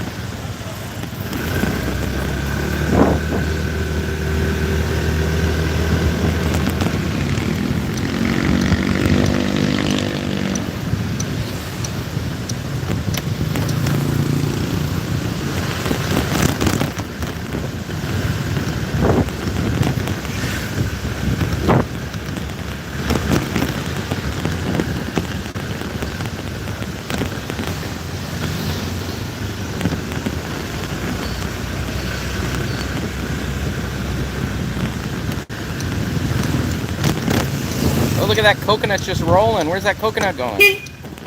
Oh, right here.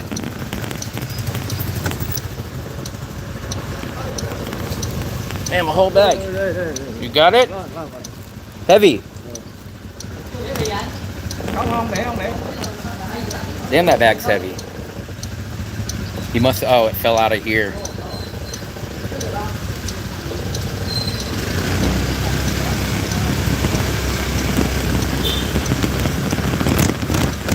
That was a big ass heavy bag of coconuts.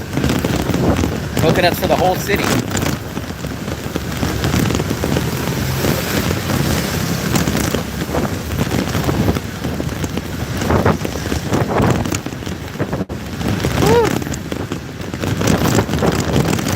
make one more little lap around this little area.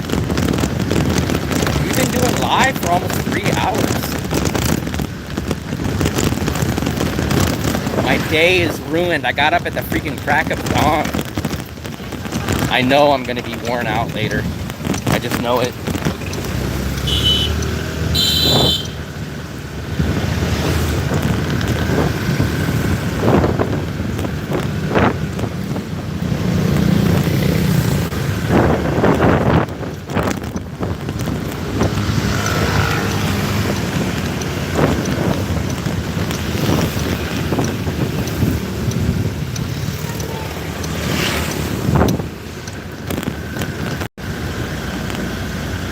You guys are biting your nails over there. You guys getting scared? What are you guys doing over there? You guys are getting so scared. You guys never seen Vietnamese traffic? How much is a local dark chocolate powder? That I do not know, but I will tell you this. Chocolate in general is not cheap. They mostly do dark chocolate out here. I like milk chocolate better. But even dark chocolate, man, it's not so cheap. It's not on the same level of cheapness as a lot of other stuff. We're back on Food Street. We're back on Food Street. Right by the church.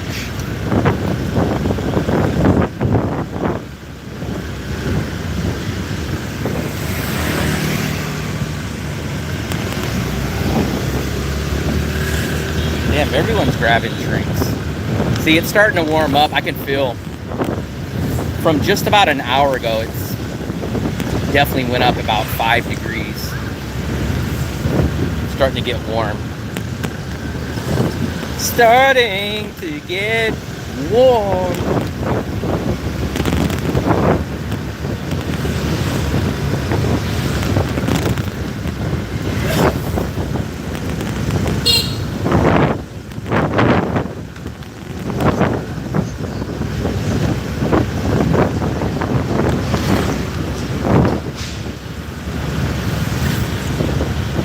Food Street.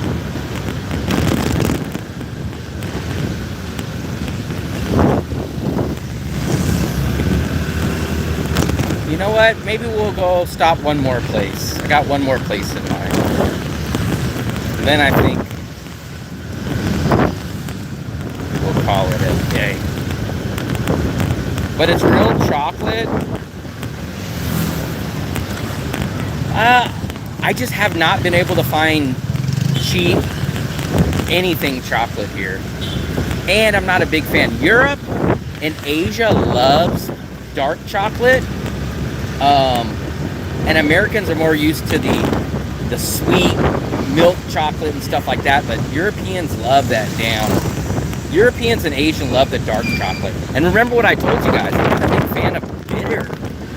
And dark chocolate to me is bitter. We'll stop over here. Let's see if they're even open. They might not even be open at this hour. They are not. Are they? No, they are open. Let me.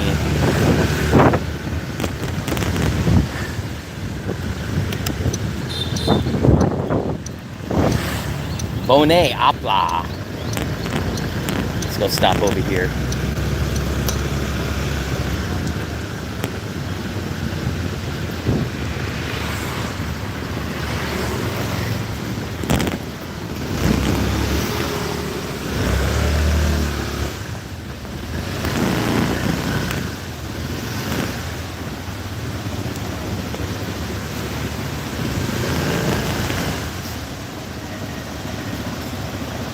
Define cheap, West versus Vietnam, amazing for your health.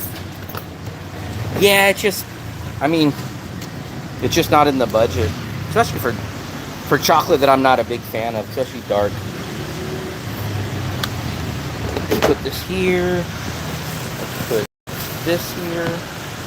We're gonna go in here real quick. This is the cheapest drink that I can get inside of an AC place. Called Mix You. where you guys can get ice cream cones for 10K, which is like 30 cents. I already know what I'm gonna get though. It's not that cold in here though. Cincha, can I get, where's the lemonade? Lemonade. One. That's it. 15. Get my money out.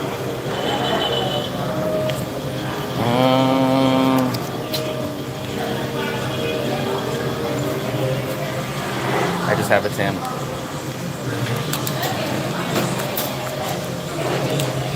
Oh yeah, I think there is health benefits in chocolate. I'm just speaking at it as a flavor and a price reason. Come on. I like these lemonades too, but it's not so cool in here. They do have an AC, but it's not so cool. This is Mixu. I consider this like Vietnam's version of like Dairy Queen.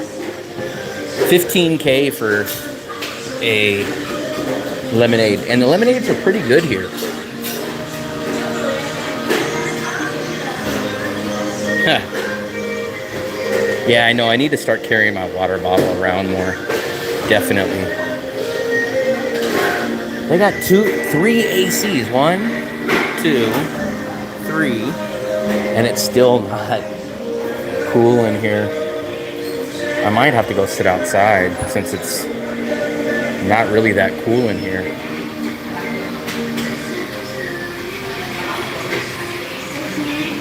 Ooh, there's my lemonade. Thank you. Come on. Let's go. Maybe we'll sit out here.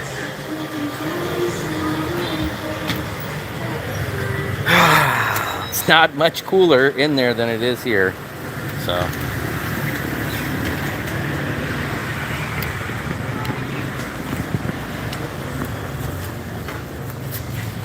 Let me set my drink down. And then, let me get this. That is a thing though, in Southeast Asia, man, you gotta stay hydrated. It's just too damn hot. Coconut watermelon. You know what? I almost stopped at the juice place, but I'll probably go there at another time. Let's try to see. All the scooters are blocking the action, but screw it. I like this lemonade. So you get real fresh lemons in there. It's not too sweet. It's not too bitter. I'm actually a big fan of it, especially for 15.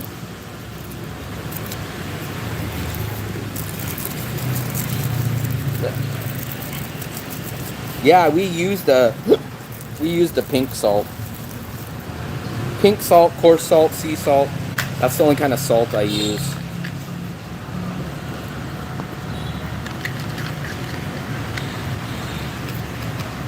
I love this lemonade. I haven't had a solid, good lemonade in a long.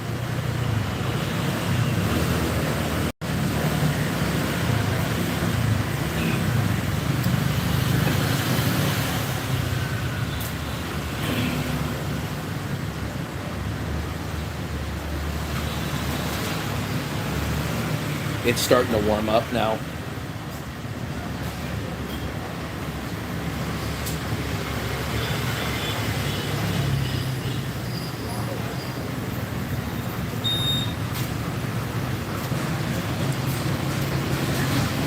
Understand. Look at the locals like. Damn, that I know that's got to be hot. She's got the jean jumpsuit on. It's got to be hot.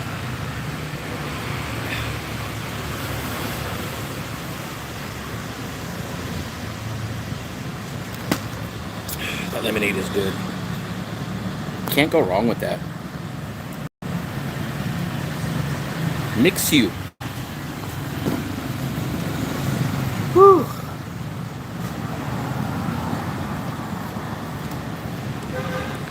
try to see what's going on Food Street today.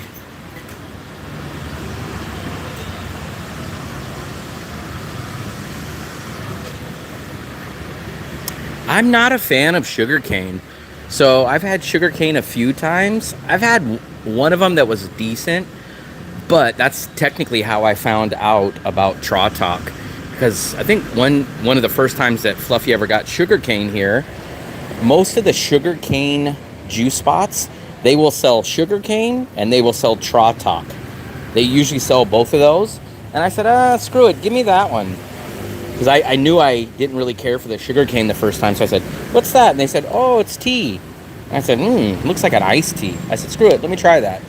And at a sugarcane place, I got a Trautalk. And that's how my love for Trautalk became. But I'm not a big fan of sugarcane. It's too floral. Like, it tastes rose watery, floral to me. I don't know why. But I've had like one or two that's okay. But in general, they're too floral flavoring to me.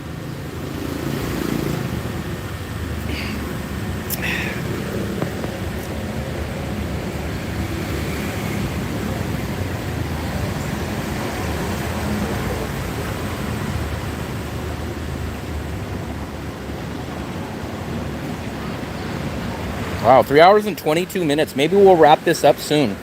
Any of you guys have any last quick questions? Get them in now.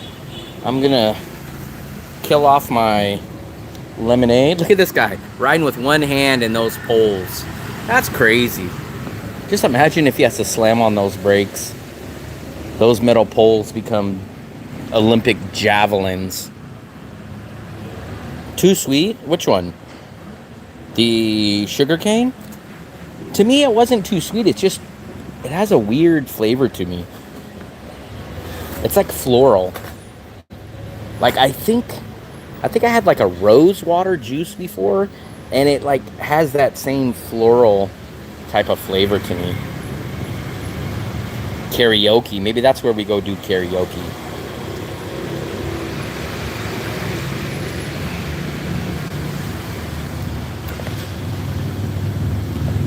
Oh, damn. This lady's carrying all that stuff. Look.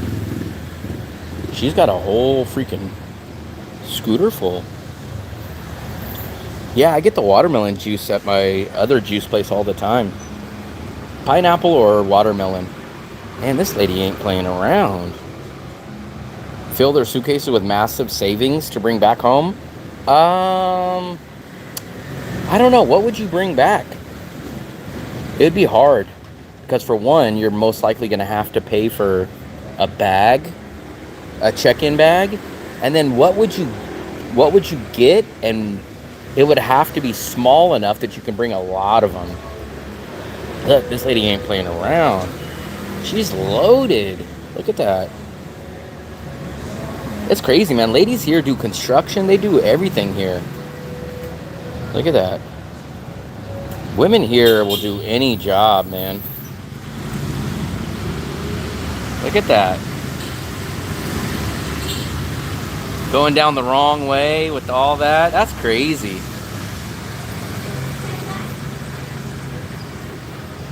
Yeah, if you could make some money back, that would be a great trip.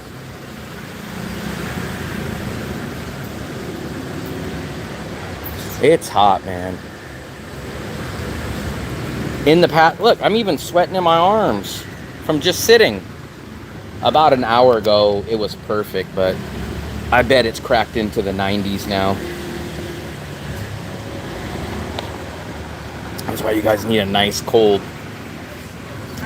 lemonade from Mix U.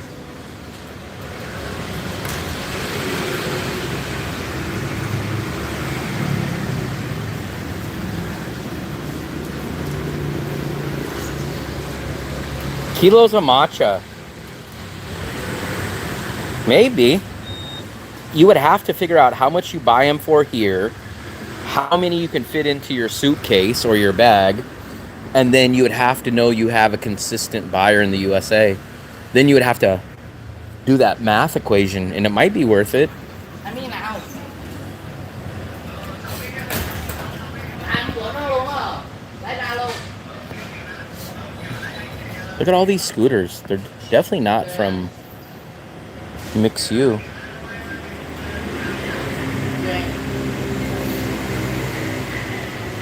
I can't believe I've been out for like 3 hours and it's just freaking 10 o'clock now.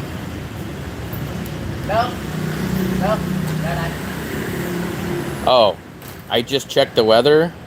It's 96 degrees right now. So it's 96, but it says it feels like 104. And here's the kicker. It says about 3 p.m. today that there should be scattered showers. So there might be some rain in a few hours. Dale's probably still sleeping. Oh, savings. Oh, you're talking about for yourself. Okay. I was using my reselling mind of, because I did that when I was in Asia. I was like, man, do you know how much I could sell this for back in the USA? What's the weather like in September? So September is what most people are going to call the winter or the rainy season. But since 2023, it's not really raining in September. I think it's extremely, you might get 1 or 2 days of rain in September. The real rainy season, in my opinion, I can almost remember it to the day. It's almost always like October 13th, October 15th, October 12th. Right around there is when the real rainy season, that's when the rain will start coming down and it'll start picking up. So the rainy season is really like October to like late January, early-ish February. And it doesn't rain all day, so you're not going to get trapped in your house or nothing. It will rain a couple of hours, probably like in the morning. Then you can go out, go do your stuff. Then maybe late afternoon it'll start raining. You might have to stay in and go do your dinner an hour earlier or an hour late. And then late at night it'll start raining or something. So you could still function and get around. We've been here, this will be our 3rd rainy season that we've been here. So for me, I have no problem with it. It never interferes in my daily life.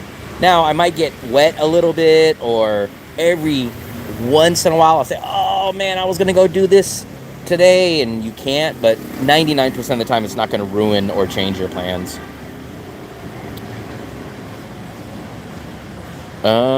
Perfect 3 months, cheaper rates like Florida. Also, would you say Da Nang is the best city to live in Vietnam? It depends. So, what's your requirements? Because for someone that wants the best value to live in a great value city, Da Nang's great. But maybe you guys don't want the construction. Maybe you guys don't want the higher price rent. In that case, I would say a city like Nguyen Nhân. It's just like Da Nang, but it's cheaper. If you guys like the nightlife and the wild party life and everything's always open and available, maybe you guys might like Ho Chi Minh. I like Nguyen Nhân as a really cool backup city to Da Nang. I like Hue, but it gets too hot there. Dong Hoi is an interesting city that we're going to check out for a second time. Nha Trang wasn't my style. So, I mean, there's a lot of cities. Hanoi is the place that usually gets hit with all of our potential typhoons. Like when they say, oh, Da Nang's going to have a typhoon, Da Nang's going to have this. It usually goes like this, like it's coming towards Da Nang, and then it goes up north, and then it usually hits Hanoi. So they usually get the worst of the weather. I'm coming in August for 90 days to get away from the UK and start vlogging and trying to work on social media. So August and September, if history repeats itself, will not be terrible weather-wise. August will still be hot. August is like the last tail end of the hot starting to cool down. September, you'll probably have no issues with either. So you could probably actually even do basically 2 full months in Da Nang without really being affected. And then Ho Chi Minh, I think, has better weather when Da Nang is raining. Da Nang is cheap Florida in Asia. Utsa, what's up, buddy? Thailand, etc. Yeah, that's a good plan. Rainy season. Now, I could be wrong. This year, all of a sudden, the rain could come early and it could be here in September, which might actually be good for the long-term people because it might drive tourists out sooner. But if I'm just going straight from the past 3 years of history, the rainy season doesn't really kick in till October. I was in Florida twice. Florida is definitely an interesting city.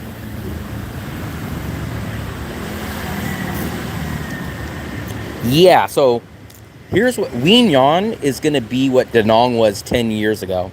So the people that should go to Wien Yan are people that think Da Nang is too crowded, too noisy, too much party, too expensive for rent. People that think that should go to Wien Yan.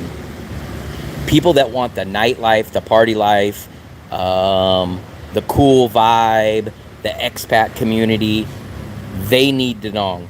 But if you need the opposite of what Da Nang is, but you want it in the same style city, then Wien Yan is your city. My old home is $14,000 taxes, and then moved north. A lot of people, I bet you, I wonder in history, this might be, that's a good question. Maybe let's see if we can look that up. In the history of the world, because I mean, realistically, we've only been able to travel on large scale for what, maybe 100 years-ish because of planes. Let me ask you this.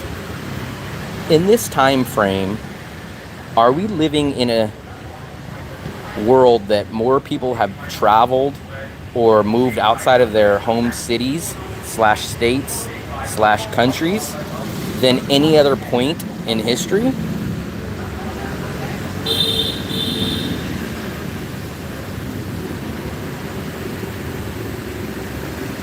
If you want the rural life, you're going to find that in many, many places.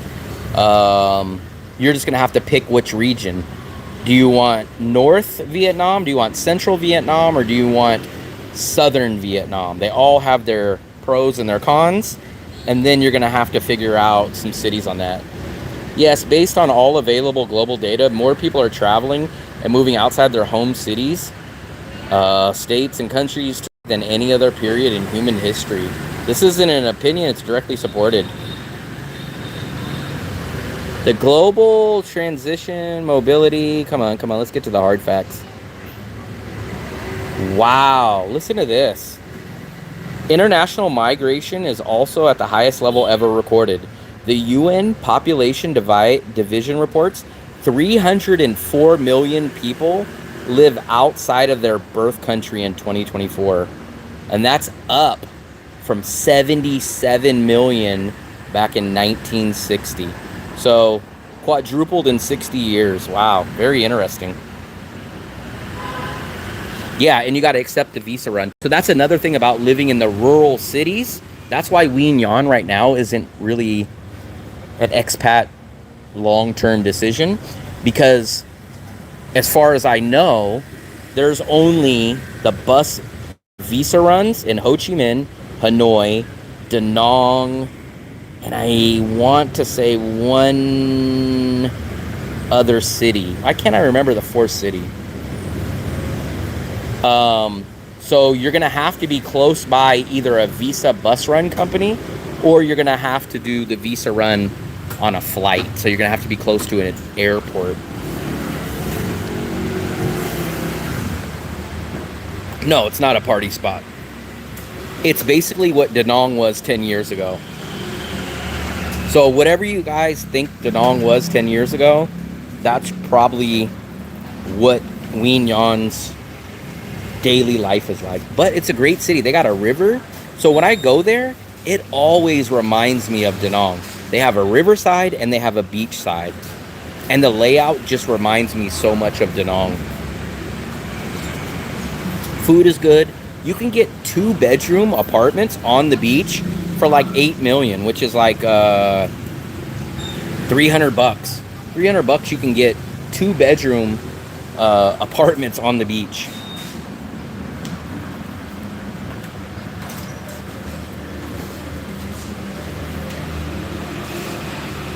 immigrant instead of expat? I'm not sure, because I guess I don't really use the word immigrant really. And then the other, I'm a traveler. So, I mean, if anything, I'm just more of a traveler with no home. I was looking at a village 10 miles from Cambodian border.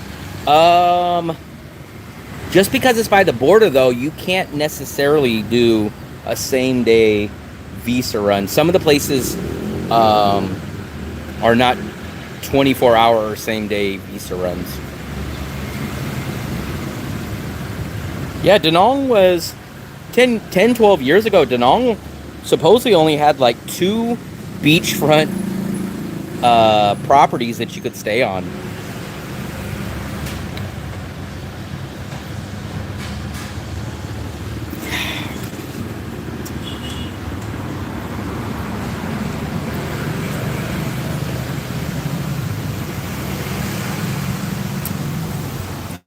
Yeah, it's going to be 100 degrees soon.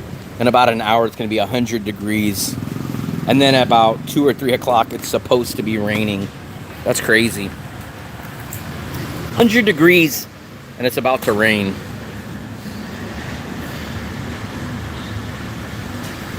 Oh, who sent that? Who sent that? Who sent that? Sean, my friend, I appreciate it. I can't heart it. How come I can't heart it? Utsav, thank you, thank you, thank you.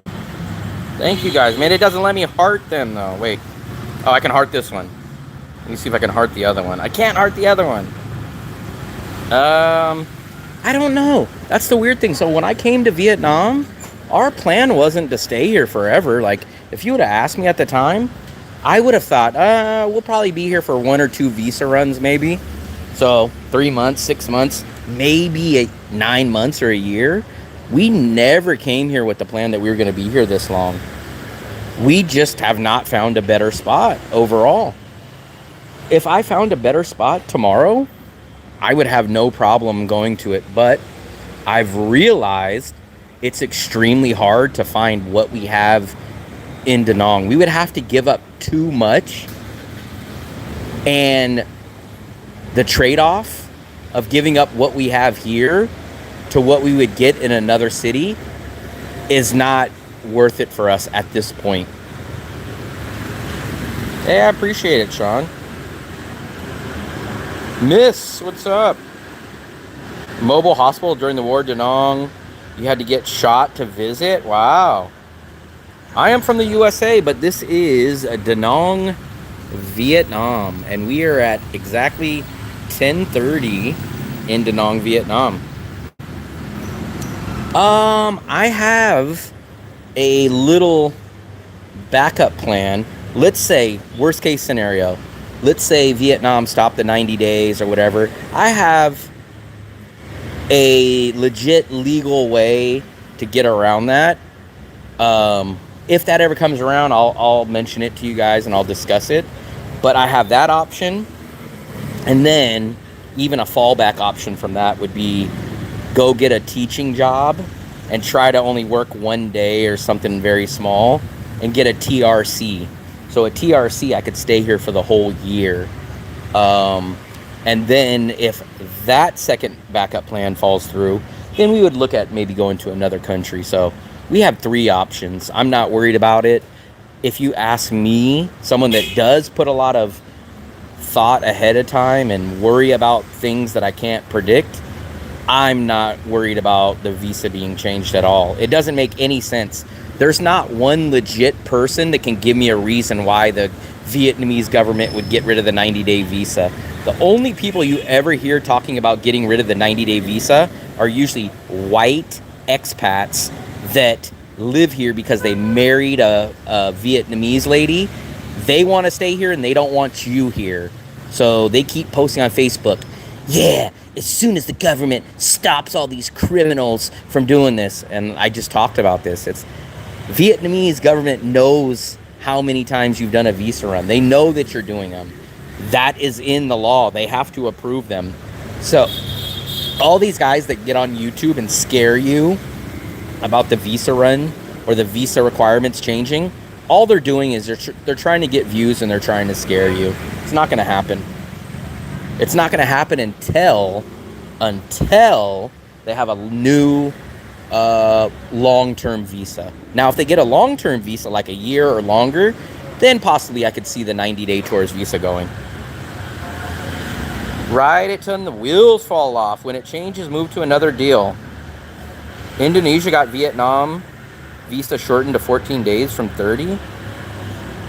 I'm not sure what you mean. Indonesia got Vietnam visa shortened to 14. Communism paid to be stupid. Do stupid shit, but Da Nang likes the current situation.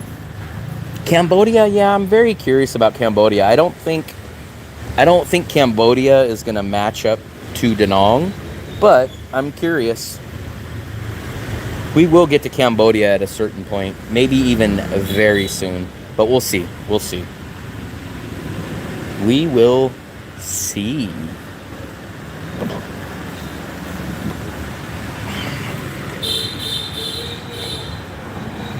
Fresh squeezed lemonade, large, 15K. I think it's called Nuoc Chan Tua Lam. That's how I pronounce it. Laos problem is, I think they only have a 30-day visa. I think Laos visa is only 30 days. The reason why a lot of people are talking about Cambodia, this is the reason. Because a lot of people are leaving from Thailand, and what they do is they look on a map and they go, damn, what other cheap countries are around Thailand? Because they don't want to do the DTV or prices are going up in Thailand. So they look on a map and they go, oh, Vietnam's cheap. And then they look up Vietnam, they hear all the good things and they go, damn, but you got to do a visa run every 90 days. So then they look and they go, oh, Cambodia's right next to Vietnam. Oh, that's nice. They must probably be the same. And then they look and the prices are fairly reasonably the same. But they look and they go, oh my God, Cambodia has a 1-year visa. Oh, it's only $300. That's why everyone's going to Cambodia. It's for the 1-year visa. But I'm not going to move to a country just because they have a 1-year visa. But I'm going to give up all the amenities, all the lifestyle that I have here. It's just not worth it to save $50 a month, $40 a month. Because here, to do a 1-year visa, if you want to break it down that way, you spend about $600, $150 each visa run. So 150 is 300 plus 150, 450, and your fourth visa run, another 150. So you spend $600 a year to stay here basically for a year. So $600 here. Cambodia is like $300 for the 1-year visa. So you save what? $300 over the course of 12 months. So you save like $40 a month. So the question comes down to, is losing the Da Nang beach, is losing your friends, your expat stuff, the better amenities, more safe here, is that worth going to Cambodia to save $30 a month? That's what the question really boils down to be. Sri Lanka is visa free right now. You can explore that too. I've thought about Sri Lanka, but I just don't know anything about it. And any plane flight trip for us, especially round trip, is going to cost well over $500. For me and Fluffy's round trip and accommodation stuff, it's going to be a $500 to $1,000 trip. We just don't have that kind of money to just go spend $500, $800 to casually cruise around another city trying it out. Little Argentina. When Fluffy's here, it's a little under 800. We're closer to 700, especially now that we moved out of the other apartment. I would say, you know what I'm going to do? I'm going to keep track. I'm going to keep track this next month, and I'm going to give you guys a monthly budget video at the new place. But it's probably close. It's closer to 700 than it is to 800. If Fluffy's gone, if Fluffy was completely gone and I tried to live my lifestyle as cheap as I could, I think mine would be, it definitely wouldn't be under 500. It would probably be like 550, maybe $600. So make sure you guys hit the thumbs up, make sure you hit the like button, and let me plug my top 100 one more time before we get off here.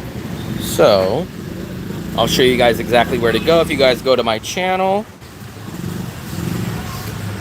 it's on my newest video too. You guys go to my, if you come here to my main channel right there, it says 8 more links. You click there.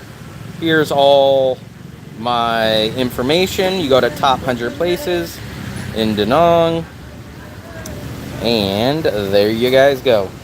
Top 100 places in Da Nang, Vietnam. Restaurants, cafes, attractions, stores, grocery stores, and more. There we go. So go check that out. I'm almost done with this. You got to stay hydrated in this weather, man. I hope I'm not going to get blocked in with my scooter over here. Con trông nó bay được nhiều là tốt nhất trên đời. Con không đi trong biết. Con trông gì vậy? Con trông nó bay mát cả trăm rưỡi. Keep trucking. Think about 6 months in the USA grinding. That's the problem, though. If I go back to the USA, I'm not saving any money. Because remember, I went back to the USA in 2023. I have to rent a car. I don't have a car there.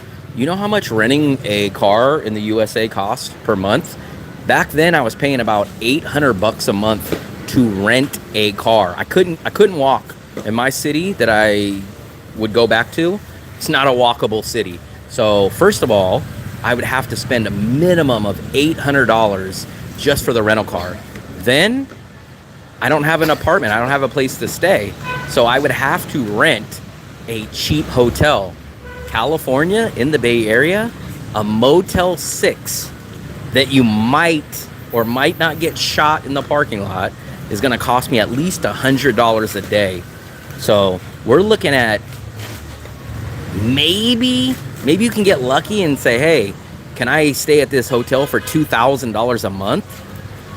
Maybe you can get lucky and maybe find a tiny Airbnb studio for $600, $1,700 plus the $900. So just on apartment or accommodation and car, I'm at $2,500 before I even eat going back to the USA.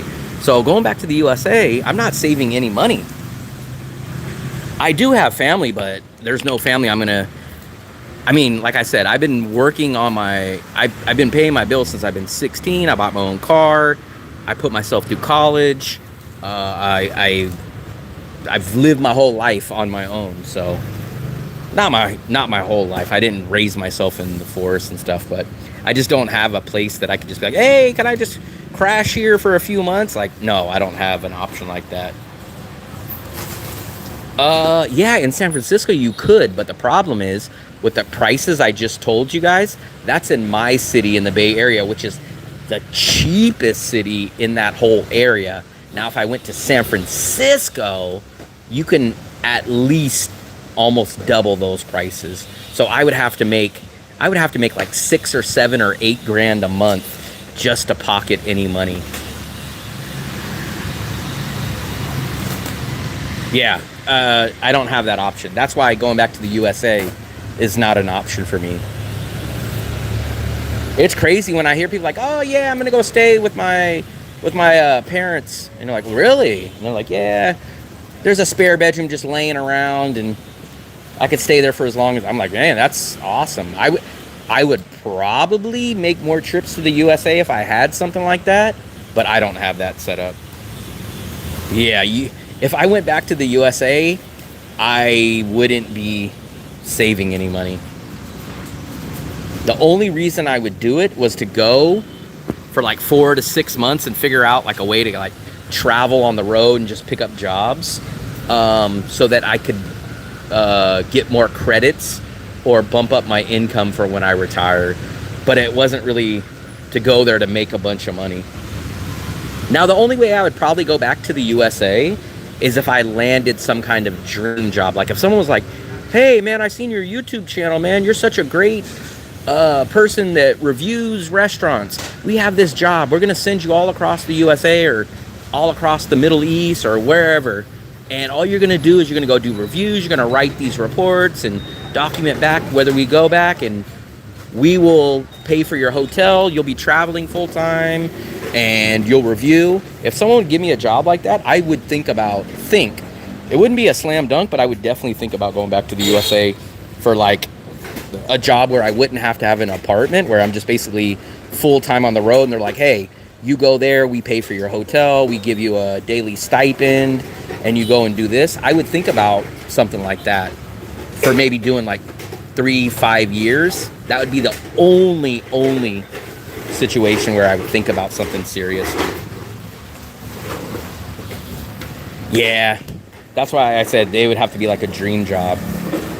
It would have to be a job where basically I'm getting a daily stipend and an accommodation. That would basically be the only way that I would look at going back to the USA. Yeah, something like an Anthony Bourdain, definitely not on that level, but somewhere where they're like, hey, we're opening up 4 new restaurants in the southern Georgia area, and we need a guy that's going to go around and check all these places and try out the food, tell if it's quality, what's the ambiance. Like, I would do something like that. The hi-fi?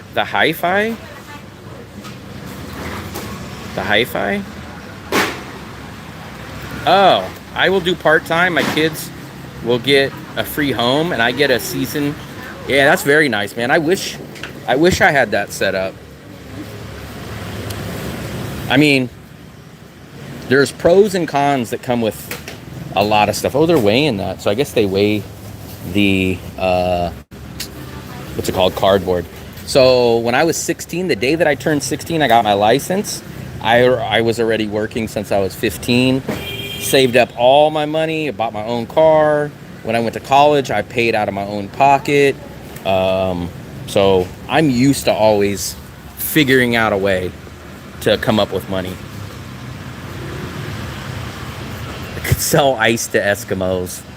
And the crazy part, it's kind of a weird compliment or a bragging right, but when I look back, I spent almost 5 years at San Francisco State, but 6 years living in San Francisco, and I never once had a job living in San Francisco, and I put myself through college, but I had a lot of side hustles.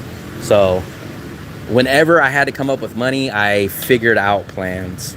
That's how I've been my whole life. That's why I say, man, if I had money, if I somehow accidentally came across money, or if I came from money, man, I would be a dangerous man in a good way. Like, me with money is a scary thought, because I'm like, I would open up this kind of business, I would do this, I would just have my hands in a lot more things if I had the money to do stuff. No, so I'll tell you guys a quick story. I had one sales job.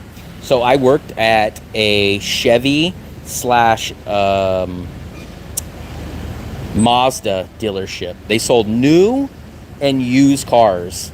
So I got this job from a friend. He was like a career car salesman. Good buddy of mine.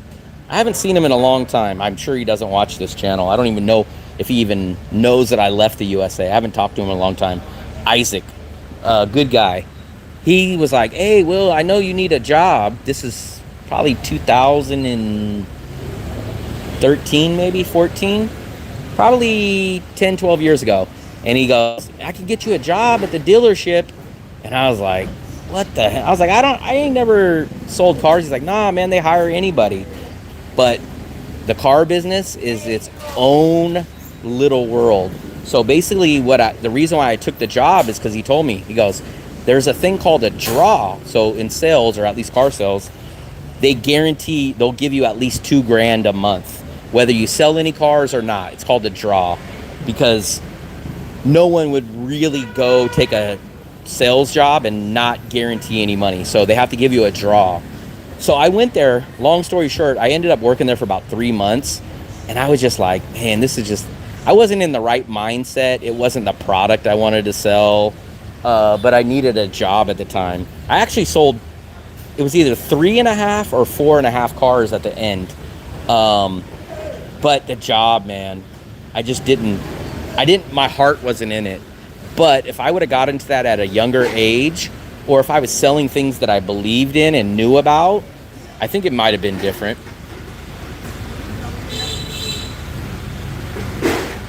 That's my middle name. What's your middle name? Isaac? Oh. Yeah, I haven't seen my buddy Isaac in a long time. I think he's still back somewhere in the Bay Area. I have no clue. That's what's crazy to me. I have no clue if my friends, if my family watches. I never really hear people say like, hey man, I watched your episode. So I have no clue where or what people think I'm doing. You guys definitely probably, well, I know the regulars watch my channel a million times more than people I know. That was my one experience with car sales. You got to be a very, very interesting character to be that. But there was one guy that was just making a killing there. And that's a great job for two things. If you just need to make some money, and our boss, he was a great guy. Man, I forget. His name started with a J. Damn, I wish I could. Jason.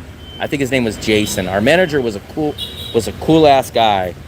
He got into trouble when he was younger, dropped out of high school, but he ended up becoming the manager there. I guess in the car business, you can come from anywhere. But he was selling cars like crazy too, and he was making like $200,000 or $300,000, I think, at the time for a high school dropout. So, car business is very interesting. I just hope I never have to go back and work for another boss again in my life.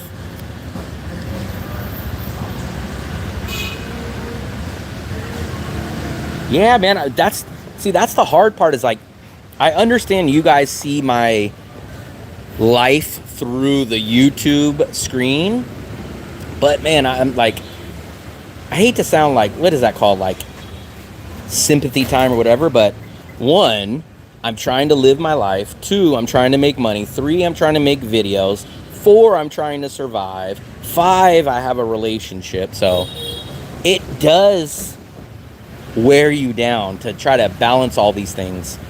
And money definitely makes things easier. The more money you have, the easier your problems are to solve. You can always teach English? Yeah, I can. That's always a backup plan. I always keep that in the back pocket. I'm trying to remember how I came up on your channel. I don't know.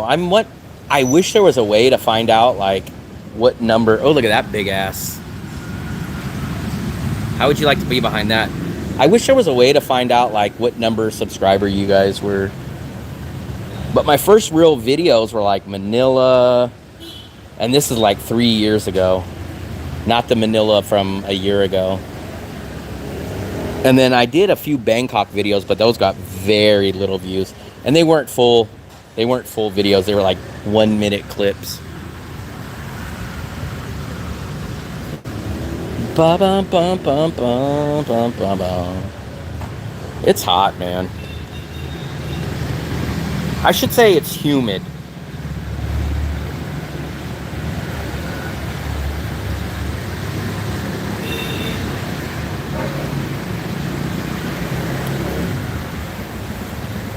When we drove by Dale's, I should have honked the horn out at his window and woke him up. Say, wake up, Dale. Wake up, Daleski. It's rare that I see lemons in Vietnam.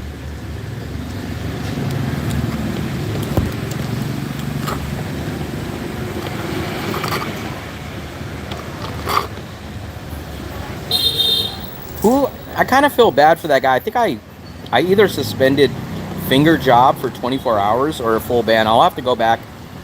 I feel like the finger job was Dark Brother. But if I was wrong, I feel bad. So I might have to go back and change that to a 24-hour ban. I don't know how hot 36. 36. Look at that. 36 degrees is barely above freezing in the USA. It doesn't get hot till you're in the mid to high 80s. Moscow, okay. Sapporo, sure, but not in Bangkok, Vietnam. No way. Yeah, man, it's a trade-off, man. Every country, you got to trade something off. Price, lifestyle, crime, safety, heat, language. There's always stuff you got to trade off. And it boils down to the person. Are you willing to put up with construction and non-English to live in a beach city that you can do for $800 a month? If the answer is yes, then this could be your city. If the answer is, oh, hell no, I can't live in a place where I can't sleep and get noise, then this might not be the city.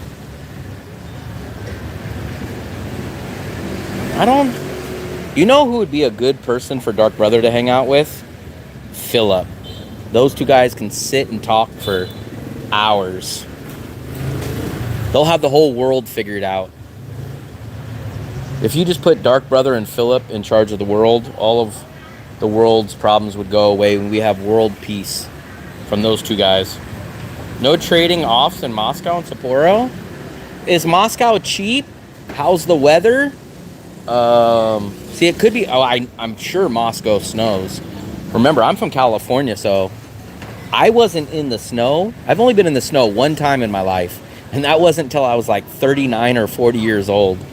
So I don't know if I can handle the snow. They have, I'm sure there's not that much English there, so there's definitely trade-offs.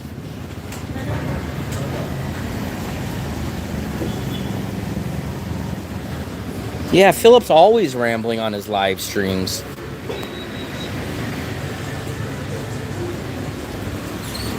So I think we're going to wrap it up. I finished my drink. That's all done. I appreciate it. We've done 4 hours and 3 minutes, guys. Man, I appreciate everyone that watched, comment, like, subscribe.